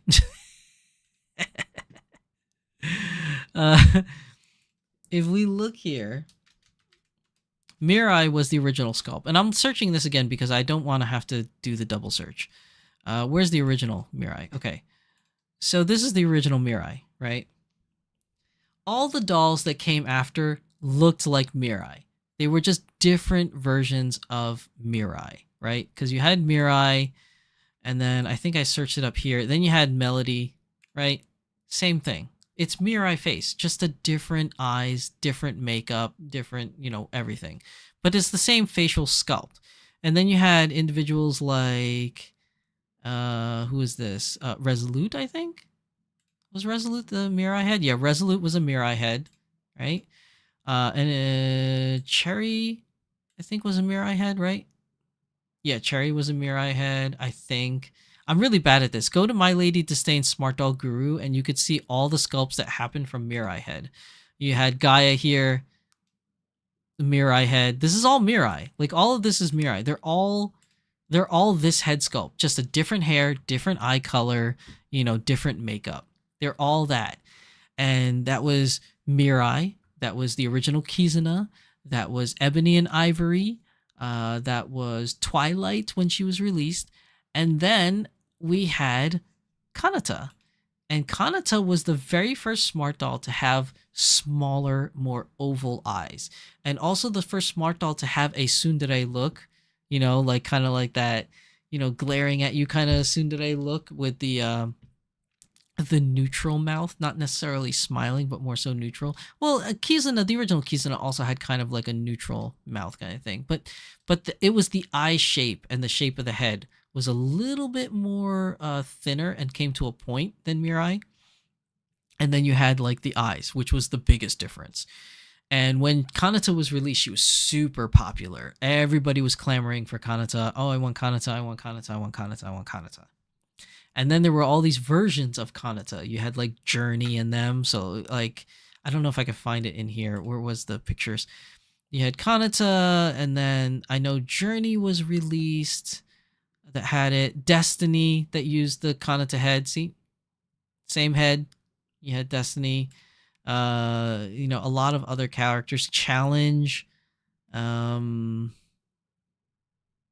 else was released back then that utilized the Kanata head? Oh, Moment, not the blue, but, you know, Moment used the Kanata head. Same thing, Kanata head. So Kanata started to lose popularity after a while, because there were so many other sculpts that came out using the Kanata head that people really, really enjoyed. And then another killer for Kanata was back in the day, then they released semi-real. And semi-real, it kind of like was in this phase where everybody wanted to get semi-real because it was new. It was like the new thing, and it was very cool, and it looked really cool. So everybody was getting into semi-real. But with semi-real, because it is quote-unquote semi-real, they didn't have the big, huge, doughy anime eyes like Mirai and the original Kizuna and the gang. Like, they all had smaller eyes because they were going for that semi-real look, that video game character look. So when all these semi-real started coming out, it's like, well, we don't really need Kanata anymore because a lot of the semi-reals look like Kanata, and they were fulfilling a certain look that a lot of people really liked. A lot of people really like semi-real. Like, semi-real's a big deal. Like, a lot of people in the community love semi-real. But there's other people in the community, like myself, that are big anime fans, and they're rooted in anime, and everything that we love is anime. So we want more anime dolls. That's just what we want. We like anime, blah, blah, blah, blah, blah. We like anime dolls. So where is the rest of the anime dolls, right? Well, I mean, come on. We got, where was it? We got what? Back here. 13 anime style dolls. When are we going to get more anime? Now, if we hold Danny Chu to his word and he sticks to what he says, then we're going to get more anime dolls, because he did say that he's not going to forget about anime, and that he's working on more anime dolls, and they will be released at some point, which I fully believe that he's going to do, because everything he said he's going to do, he's done. So I have no reason to doubt this man. Like, he's held every promise that he's pretty much kept, and it's always been there. So if he says he's going to still keep anime and keep working on anime, then I believe him. And I'm just waiting for the day when it will come. Because right now, semi-real is king. Even in Dolphy Dream, semi-real is king, because a lot of their big sales is coming from their semi-real lineup, which they don't advertise as semi-real, but come on, let's be fair. It looks like semi-real, which is Nier Automata and Final Fantasy XIV. All those characters look like semi-real characters. And they should, because they're based off of video game characters, and that's what semi-real was based off of from Danny Chu. He wanted characters to look more that video game look appeal. That's not necessarily realistic, but more semi-real. That's right? So, semi-real is just very popular, and a lot of people really like it. But I said it before in the news channel. It's like, let's not forget our roots, people. We started with anime. We were fans of anime. Let's not forget where we came from. And I feel like anime will come back to Smart Doll at some point. When it will come back, I don't know. I just hope it's sooner rather than later. Although, to be fair, if we're going to be fair, he did release The Moon is Made of Cheese. And that is the most recent anime that we've gotten. Because all of these characters have already been released. Like Freedom, Prowess, Haruka we've had. Although this is a new Haruka. This is Summertime Haruka. The Athena sculpt has been around. Fortitude's been around. Majesty's been around. So the newest anime girl we got was The Moon is Made Out of Cheese. But comparatively, if you want to say the newest semi-real we've gotten a lot more new semi-reals. Like Time and Tide, like Never Say Never, Live and Let Live, Against All Odds. We have Ends of the Earth that is coming soon. Limitless, which recently came out like about a few months ago. Deborah, which is new because of the anime Pair Girls. Marvel, which is new because of anime Pair Girls. Let's see, what else is on this list? Not Everything to Everyone. Like, comparatively, Me, Myself, and I, like, comparatively, there, for every anime girl that released, there's like 6 semi-real girls that's released. So there's a huge disparity between anime and semi-real. But he has kept his promise. He hasn't forgotten about anime, because he did release The Moon is Made of Cheese. So we do have that. But even then, let's take it one step further to analyze it, right? Let's take The Moon is Made of Cheese.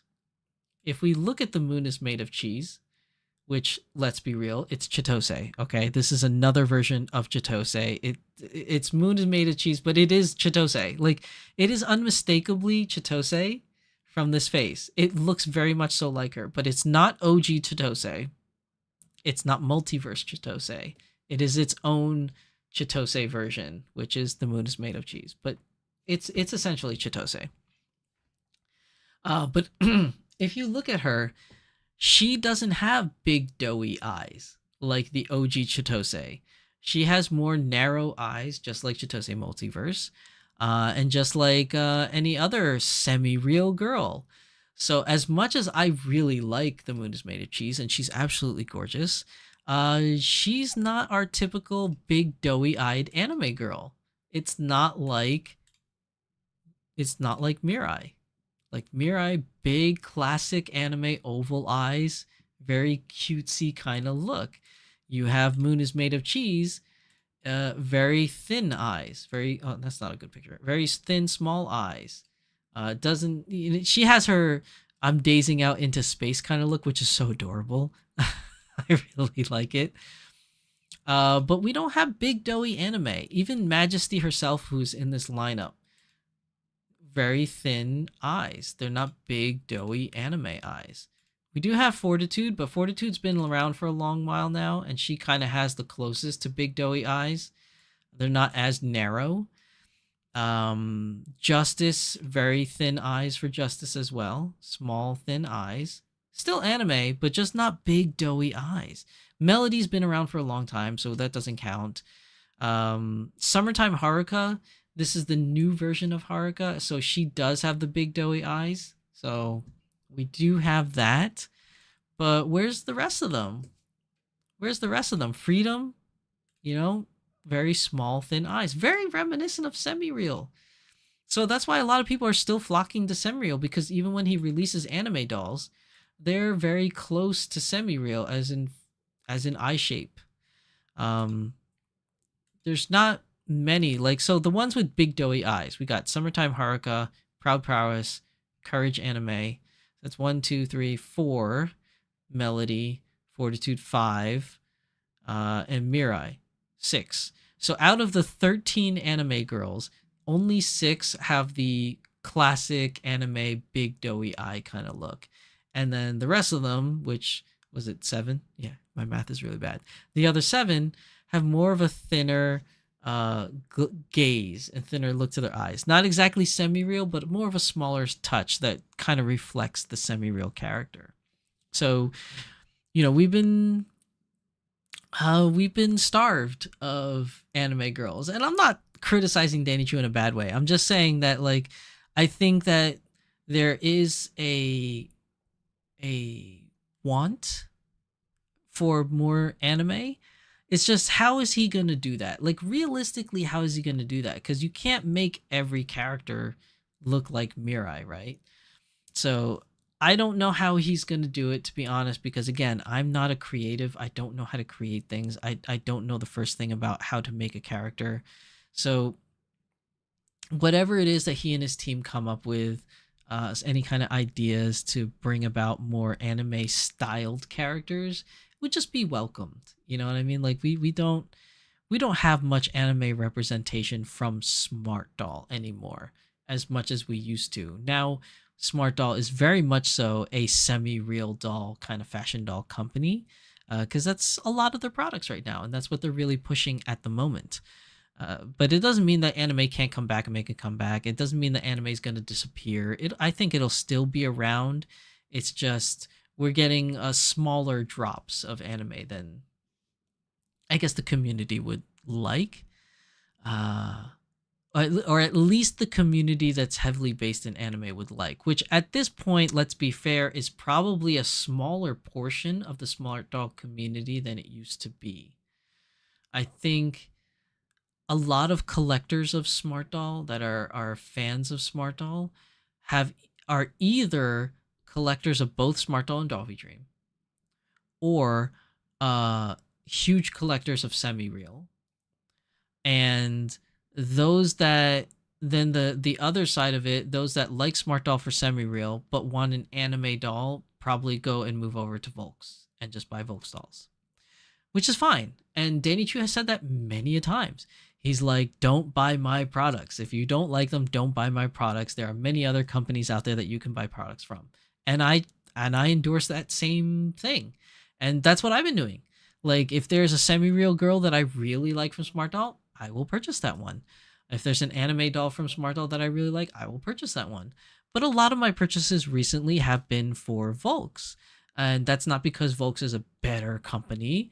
It's not because Volks' quality is superior to Smart Doll. It's not. It's just because it's fulfilling a need that I currently want right now. And that is for anime.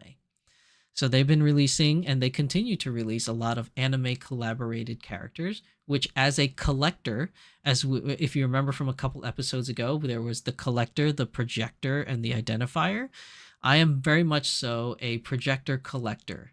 And because I am that, I like to project what I like onto these dolls, and I like to collect the dolls that I like from anime. And because Volks is heavily focused on releasing collaborated characters, I tend to, buy more of their stuff because they release the characters I like the Final Fantasy collaboration characters, like the Spy Family characters, like the Macross characters, like the Sword Art Online characters. Like, I love anime, and they're fulfilling the need. If Smart Doll were to release Sword Art Online characters or Demon Slayer characters, I would 100% buy it from Smart Doll then.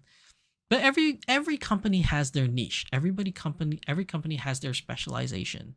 And I think right now, as it stands, Danny Chu's specialization in his company that he's known for, that everybody likes, is his creativity, his inclusivity, and his diversity. And that's very much so what he pushes and what he tells everybody. So if you're looking for anime style dolls, Smart Doll may not be the place that you want to go shop first. You might want to just go check out Dolphy Dream in that case. So it really depends. And again, it all boils down to choice. Whether or not the companies themselves, Smart Doll, Dolphy Dream, A-Zone, likes there being choice in the community and variety, regardless of what they think, us, the consumers, love choice. We like variety. We like all different skin tone colors. We like all different kinds of body shape. We like all different kinds of sizes, like MDD to Chimiko to Dolphy Dream Dynamite, Dolphy Dream Sister, Dolphy Dream Pretty size, to YoSD size, to Smart Doll size, to Smart Doll Pocket size. Like, we love it all as the community of consumers. So for us as consumers, we love choice. And it doesn't mean Smart Doll or Dolphy Dream or A-Zone is better than the other, or one is on top and one is on the bottom. It doesn't mean that. It just means we have choices, and choices is always good. And if you want something that has good, a great semi-real aesthetic, if you want something that has inclusivity and diversity, Smart Doll is your place. That is the place that you want to get your stuff from. If you want more of an anime collaborated character because you just love anime a lot, Dolphy Dream might be for you, or A-Zone might be for you. If you want original characters, Smart Doll's for you, or A-Zone, because A-Zone, they're really pushing their original characters. So it really just depends what you as the consumer is looking for, and then that's where you're going to gravitate to. It doesn't mean that that company is better. It doesn't mean they have better quality. It just means that they are currently fulfilling a niche or a want that you're looking for. That's just the way it is. So will we get more anime ladies? I hope so. I really do. I hope that we get more from Smart Doll. But if we don't, there's always Dolphy Dream. There's always A-Zone that you can go to. But I do hope... excuse me. Ooh, that was rude. I do hope that Danny Chu does more anime girls, because when he does do them, when he does release anime girls, like The Moon is Made of Cheese, they are bangers. Like, they are amazingly cute. They are gorgeous. Like, The Moon is Made of Cheese is so cool. Like, she looks really awesome. And because of my bias, she's not number one still, because OG Chitose in my heart will always be number one. Sorry, no one's going to knock her off her pedestal yet. The Moon is Not Made of Cheese is a very awesome character, but not good enough to knock OG Chitose off of her pedestal. That doesn't mean that she can't be knocked off. It's just that nobody has produced a doll, collaborated or otherwise, that has been able to knock off Chitose off her pedestal for me in my rule book. And I know not everybody has the same, rankings of favorite dolls, obviously, because we're all different. We all have different likes. But yeah, I think the Moon of Made of Cheese, like when he makes an anime character, it is a banger. It is a knock out of the park. And maybe that's why he releases them less frequently, is because he feels maybe there's some pressure to make like a home run hit or something like that. But I really don't think he feels that way, to be honest. I think he just feels like he makes stuff that he likes and that suits to what he likes. And then he pretty much releases it to see if you like it. If you don't like it, he doesn't make anymore. It gets discontinued. But he's very much so making things that he enjoys and that suits to and caters his needs more so than anyone else. And why not? It's his company. He should be able to run it whenever he wants. I would do the same thing. If I would create my own company and make products, I'm going to make things that I like that I would buy for myself. I'm not going to make something that like is just popular and that people will buy because it's popular. Like, what's really popular now? I think Funko Pops used to be really popular, and I think it's still kind of popular. That doesn't mean when I start my business, I'm just going to start making Funko Pops because that's what sells. No, I'm going to make what I like. I'm going to make things that I like. So Danny Chu is no different, and nobody should criticize him for doing what he likes. If he likes semi-real, if he likes diversity and inclusivity, who's to tell him no? He should be able to do whatever he wants. It's his company, and I fully endorse that. So yeah, if he decides to make more anime girls and continue to make more anime girls, I'm ecstatic.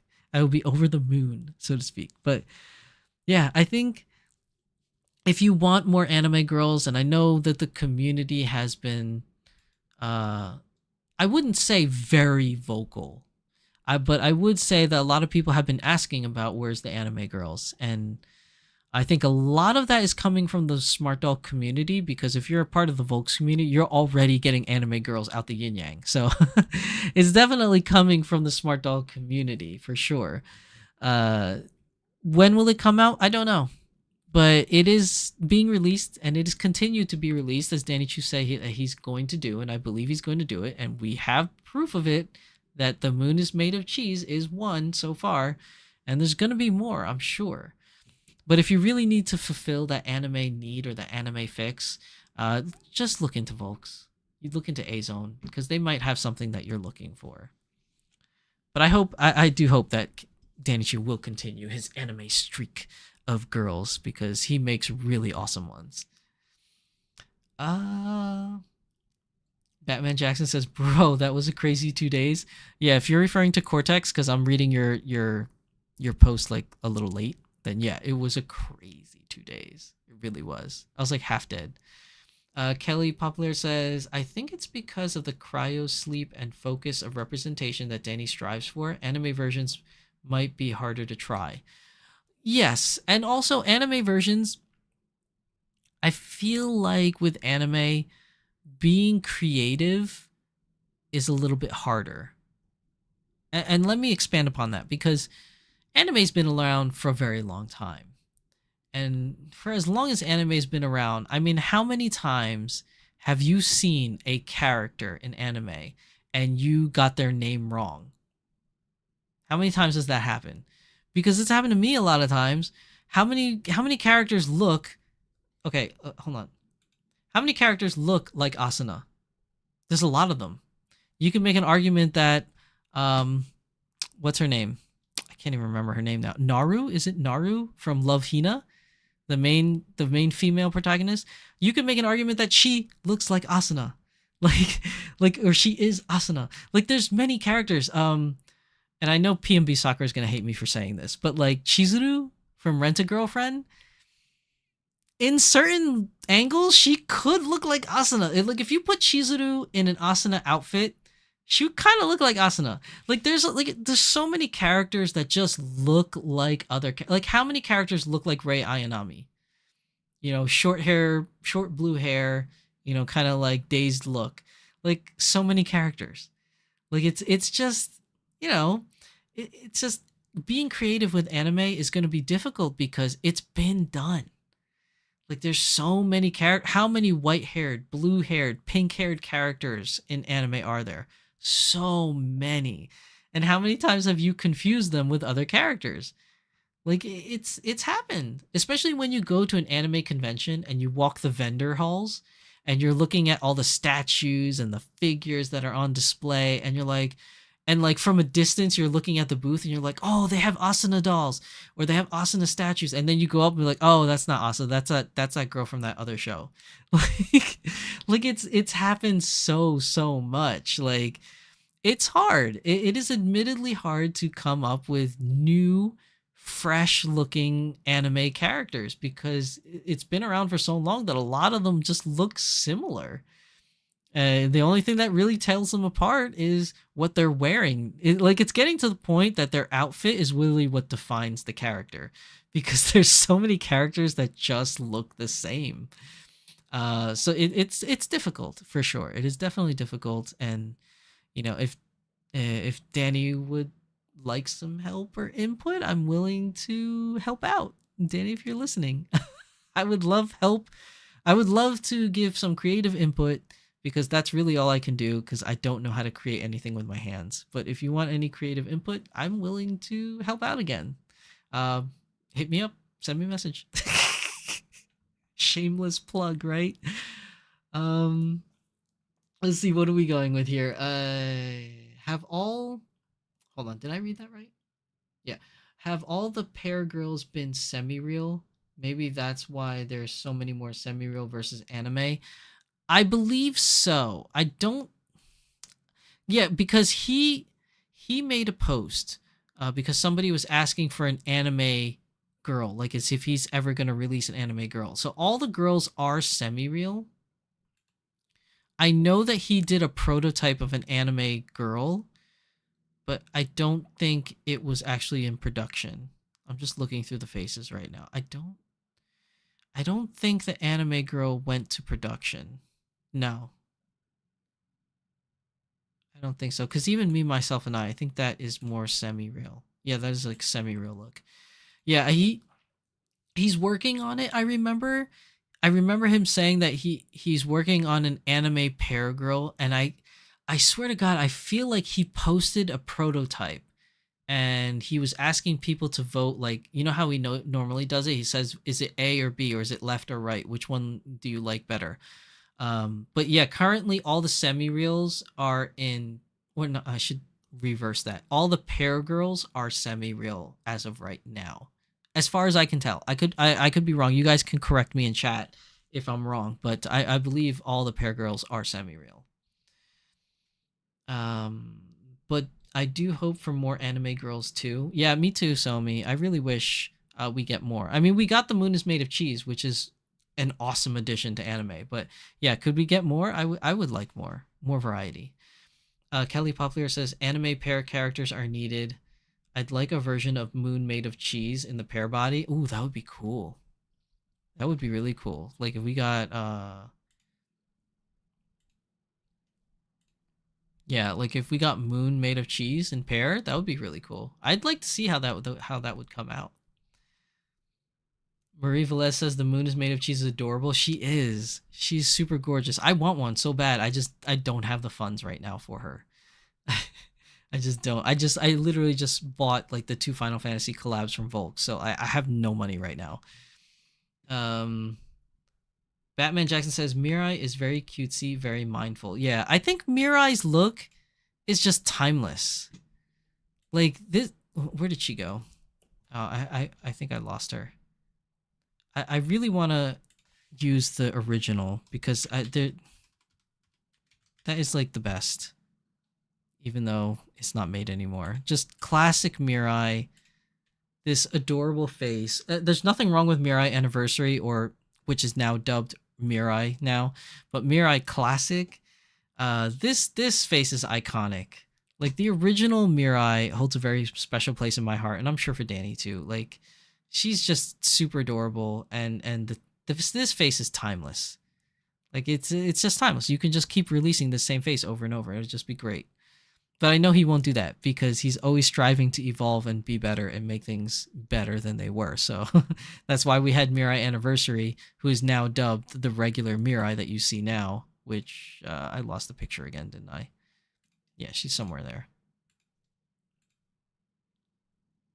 Where is it? Yeah. So this is the Mirai that everybody knows that you could buy now. But she's different than the OG Mirai. I mean, she has this white dot, these sparkles for dimples, and her blush is not as lined out as it used to be. It looks more like blended in as blush is supposed to be, but the original Mirai had the anime looking lines in her blush. So this is the version you have of Mirai now. Is there going to be another anniversary Mirai edition that will expand upon or evolve upon the Mirai look? Probably. At some point. Probably. But I don't know. The OG Mirai holds a very special place in my heart. Like this Mirai. It's just because she was the first. It's nostalgia, man. It really gets to you. The first. You'll always remember your first. As the saying goes, you'll always remember your first. And that doesn't change for Mirai either. PNB Sakura says, I suppose you are correct. Also, love Hina. That is a deep burn, making me feel old. Listen, man, PNB, you know, me and you, we're on the same generational wavelength. Like, we both watched Love Hina when it came out, like, when its original release. I'm pretty sure you and I were buying the DVDs as they came out, or watching the Japanese versions, or buying the manga when it came out. But yeah, like, I remember being a Love Hina fan when Sword Art Online came out and they showed us Asuna. I was like, isn't that just Naru? I thought that was Naru. And now I'm going backwards because I'm so in love with like Asuna that like when I think of Asuna and I try to compare it to other people, I'm like, Asuna is just like another Naru or something. But Naru Sagawa, like, I'm never gonna forget that. It's like deep burn. Dude, we're old. We just have to admit it. I don't know about you, but I'm embracing the fact that I'm just old. Like, I'm done with fighting it now. I'm just old, man. And I do feel that way too. Like, when I keep going to these anime conventions and I'm walking around, dude, I'm old, man. Like, everybody I'm walking around and I'm standing in line with is like at least 20 years younger than I am. At least 20 years younger than me. Like, I remember standing in line waiting for lunch on the lunch line in Otakon.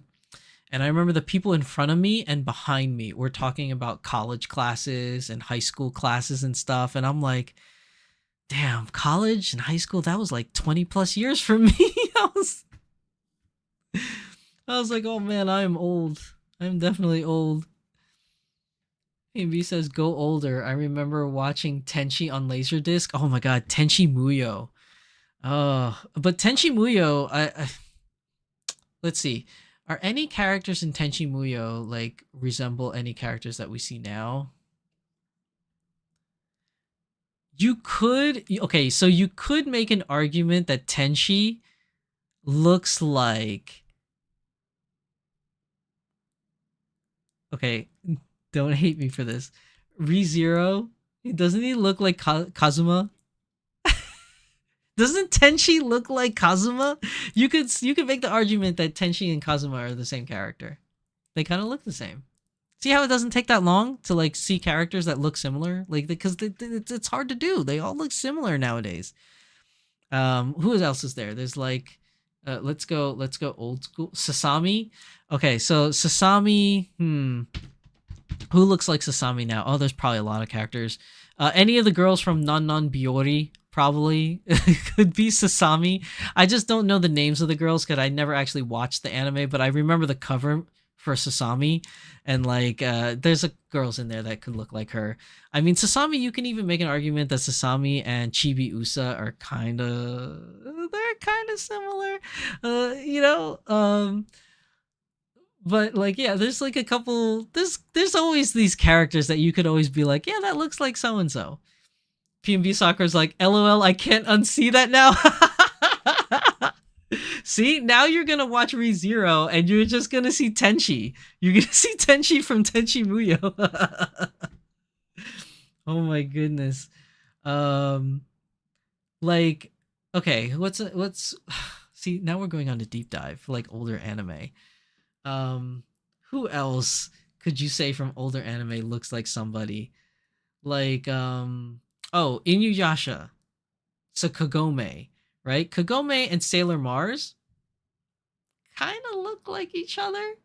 But also Kagome and who else is another long dark haired anime girl in like today's world? Um, Kagome could be like Kagome could look like Umi from Love Live, but obviously Umi has dark blue hair or like bluish hair, but the face, like look at Umi's face and look at Kagome's face, kind of similar. Like, you know what I mean? Like all these anime characters, there's so many of them, and all of them want to be unique, but at some way, shape, or form, in their core, they kind of remind you of another character, and that's just how anime is. There's only so far that you could go, and there's not many characters out there that really have broken the mold where you could say is truly original looking character. Um, unless you do something that is graphically different, like Overlord, right? The main character, gosh, um, not Moomin, not Momin. Momin is his alter ego. What was his name? Ainzulgon. Ainzulgon. There's not many characters that look like Ainzulgon because there's not many anime characters that just look like a skeleton.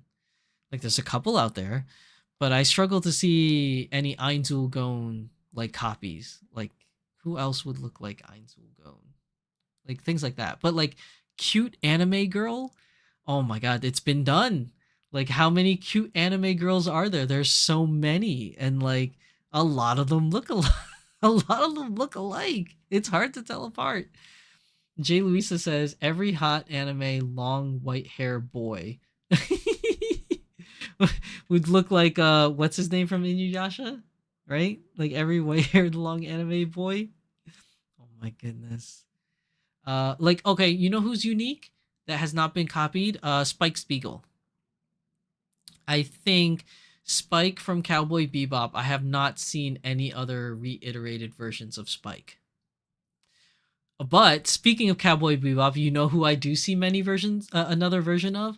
So Jet, Spike's partner in Cowboy Bebop. How many people think Jet kind of sort of looks like Kirito's friend in Sword Art Online that owns the shop? Like just without the sideburn things that Jet has. Like they kind of look similar, sort of. Faye Valentine, you know, how many anime girls with the short bob hair is out there? Maybe not in the same deep purple, but probably pretty much the same face. Like Faye Valentine, you could say Miss Deep. Miss Deep from Read or Die. If you ever watch Read or Die the movie, Miss Deep kind of looks like Faye Valentine. It's almost the same character. So yeah, there's a lot of them. There's a lot of them. We could do a whole episode of this, but I'm not an anime analyst channel really per se, so I don't want to spend all my time talking about the similarities of different anime characters. But if we could get end of the day, long story short, even though we already went through the long story part, we'll get more anime characters from Smart Doll. It may take a while, and they might released as infrequently as semi-real, but we'll get more anime. I believe Danny Chu will continue to make more anime girls for us. And if you can't wait for that, and it's taking too long for you, just go to Volks, man. Go to A-Zone. Get your fill there, and then come back to Smart Doll for more semi-real girls, and some more pear-shaped girls, and some more Coco girls. Like every company's different, and every company brings something to the table, which is great. So yeah, we'll get more anime. Don't lose hope, my fellow anime doll people. We will get more. There will be more.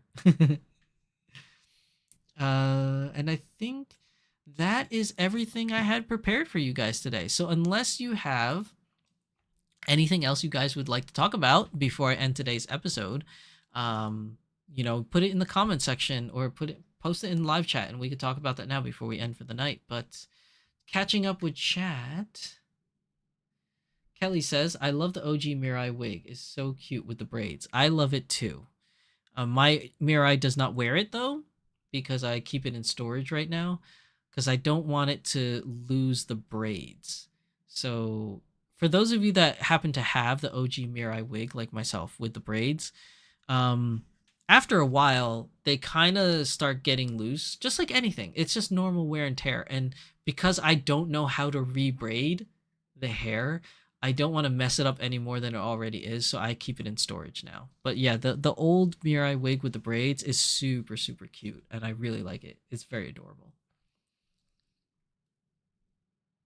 Jay Luisa says, Yusuke from Yu Yu Hakusho is a unique look.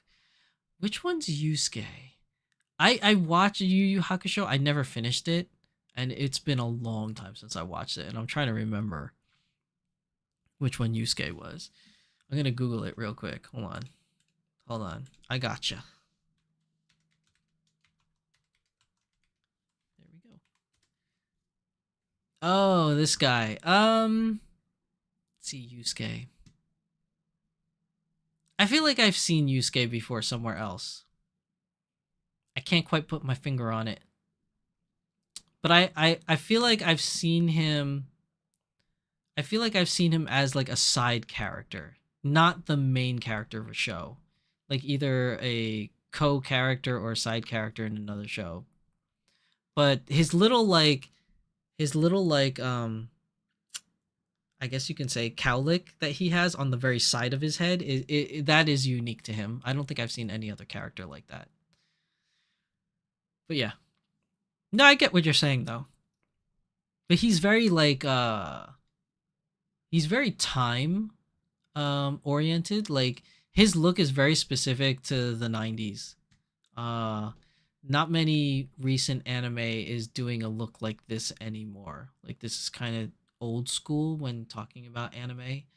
Oh, and I didn't realize I didn't put it up, but yeah, here's the picture. Yeah, it's very unique to him, whereas it's a more of a 90s vibe. But there are I feel like there are characters that look like this nowadays, but not with that cowlick on the side of his head that he's got going. But it is very 90s look. Like this girl right here. This girl right here, you could say that she's the same girl from Full Metal Panic. She kind of looks like her. Okay? Like not exact. It's not like exact. I'm not saying it's a 1-to-1 ratio, but it could be. But yeah. No. I mean, we'll get more anime, people. We will definitely get more anime from Smart Doll. Kelly Poplar says, what are your thoughts about the coffee skin tone? My thoughts on coffee is that it's amazing. I definitely want to get my hands on coffee at some point in time. But again, it'll probably be a while before I get my hands on coffee, just because I've spent some money on some pre-order dolls already. So I need to recuperate some funding first before I do purchase her. But coffee will be available. It's going to be available as a mainline color. So at some point I will get it. But I do see that it fills that need. Like you see here, you have the tea girl, the cocoa girl, and then coffee in the middle. And you can see the gradient change between the two. And I do like it. And I definitely do feel it fulfills a niche. Because if we're going for like a self-identification kind of thing, not everybody is this dark as Coco, and not everybody is this light as Tan. So if you're trying to fill that need of inclusivity and you need a middle ground, this is a good middle ground to go to. Now, obviously, there are other shades even in between coffee and tea, or in between cocoa and coffee, but there's no way he can fulfill every single shade out there. That would just be way too much. But I think this is a very good middle ground for getting a shade between tea and cocoa. I think this is good. So I am definitely a fan of coffee, and I can't wait to see everybody purchasing coffee and posting their lovely pictures of them. I can't wait to see that. Okay, we're going to take a quick ad break. I take a drink of water.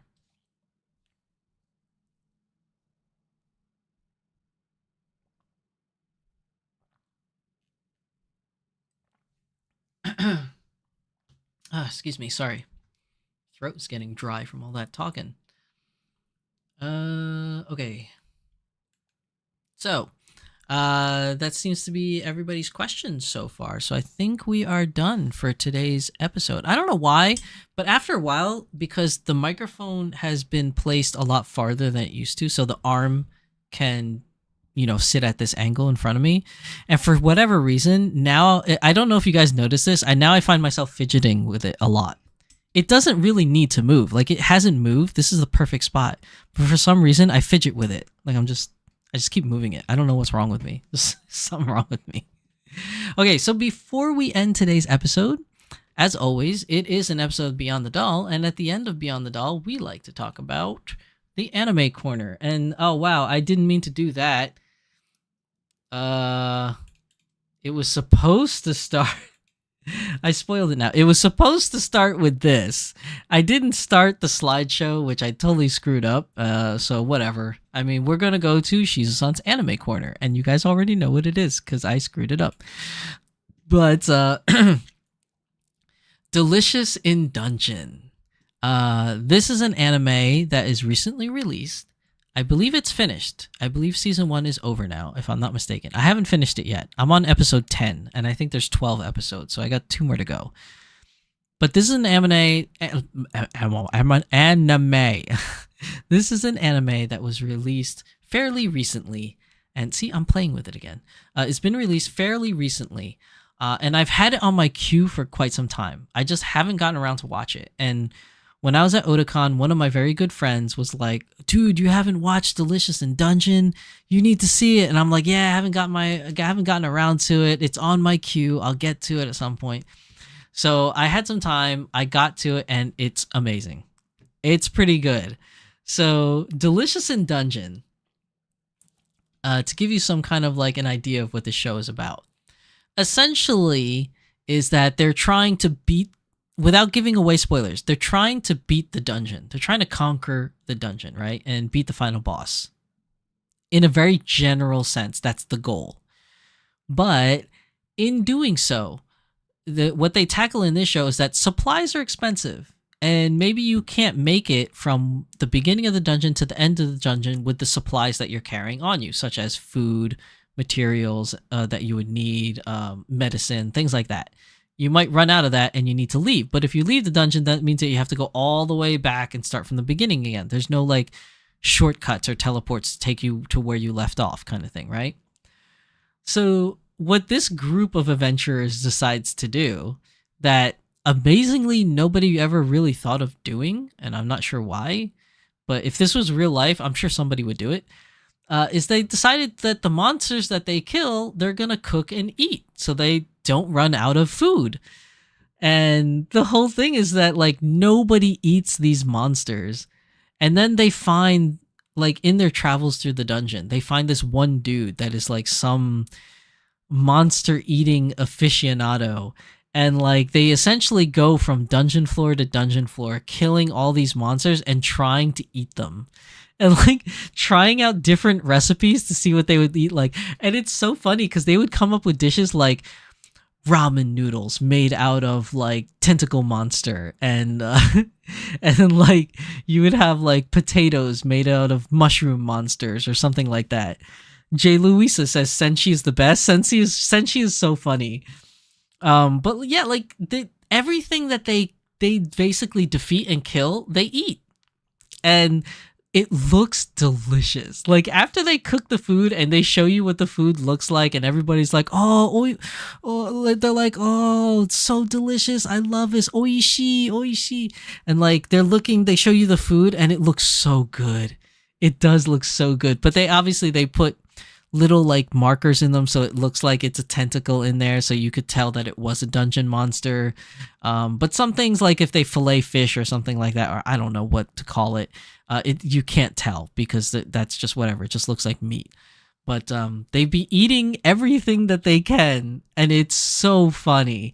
The only problem I have with this show is it definitely can't go on for multiple seasons. Now, obviously, I didn't finish season 1, as I stated, so I don't know if this is the only season or if they left it open for season 2, because I haven't gotten to that point yet. But I feel like it'll reach a point where you're just going to run out of things to eat, and it's just going to get boring. It's the same thing with Shokugeki.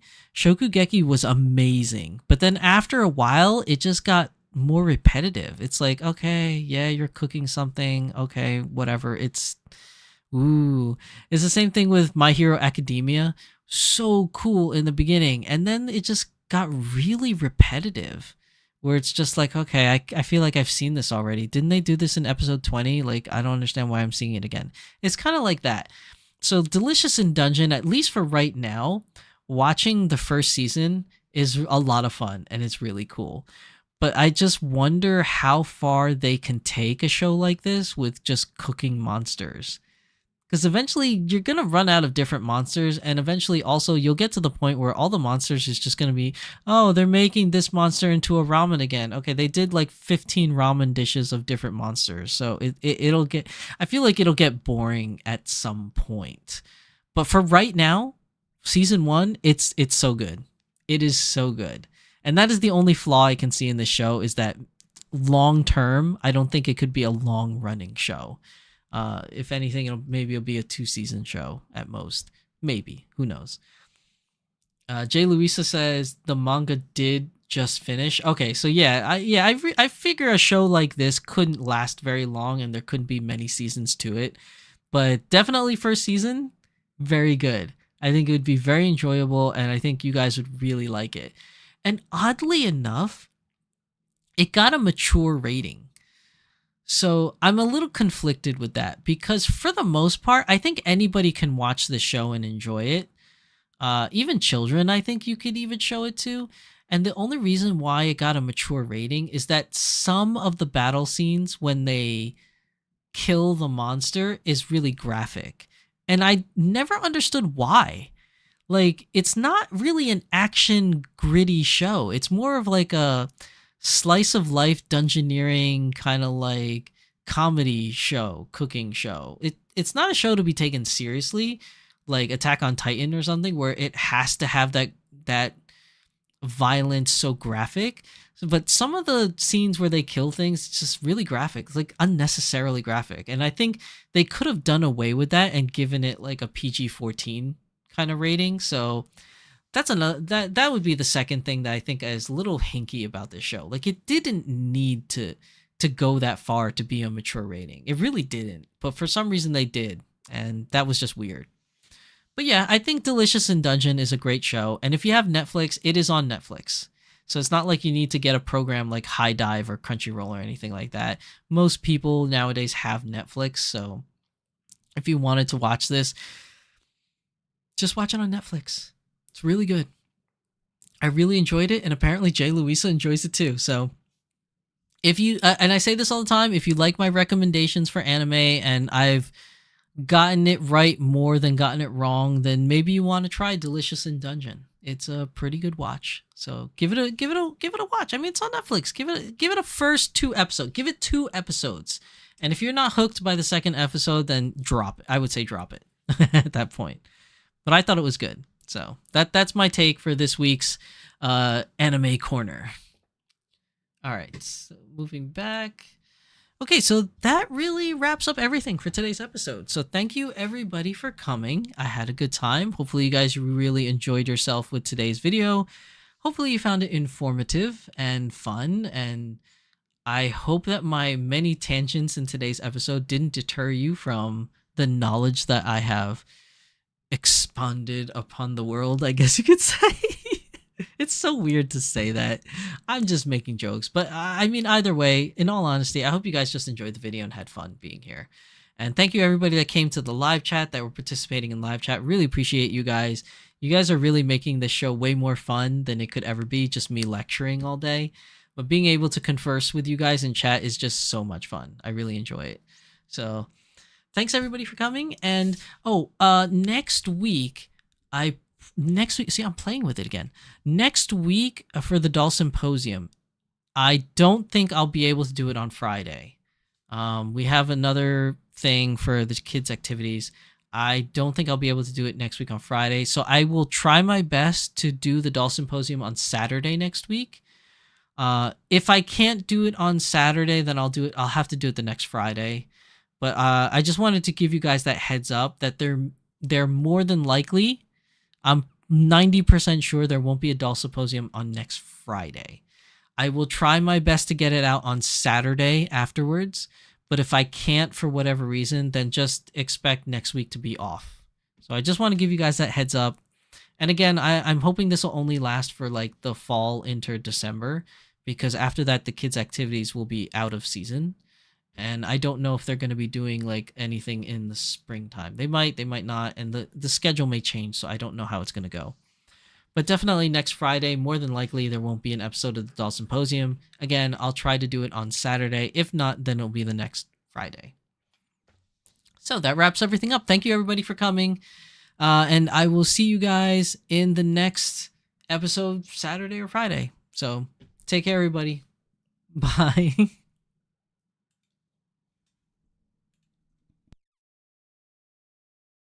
For the first time in ages, I wake up and don't hate it. I guess I found some peace. Through the day to the evening, without shouting and screaming, something new to me.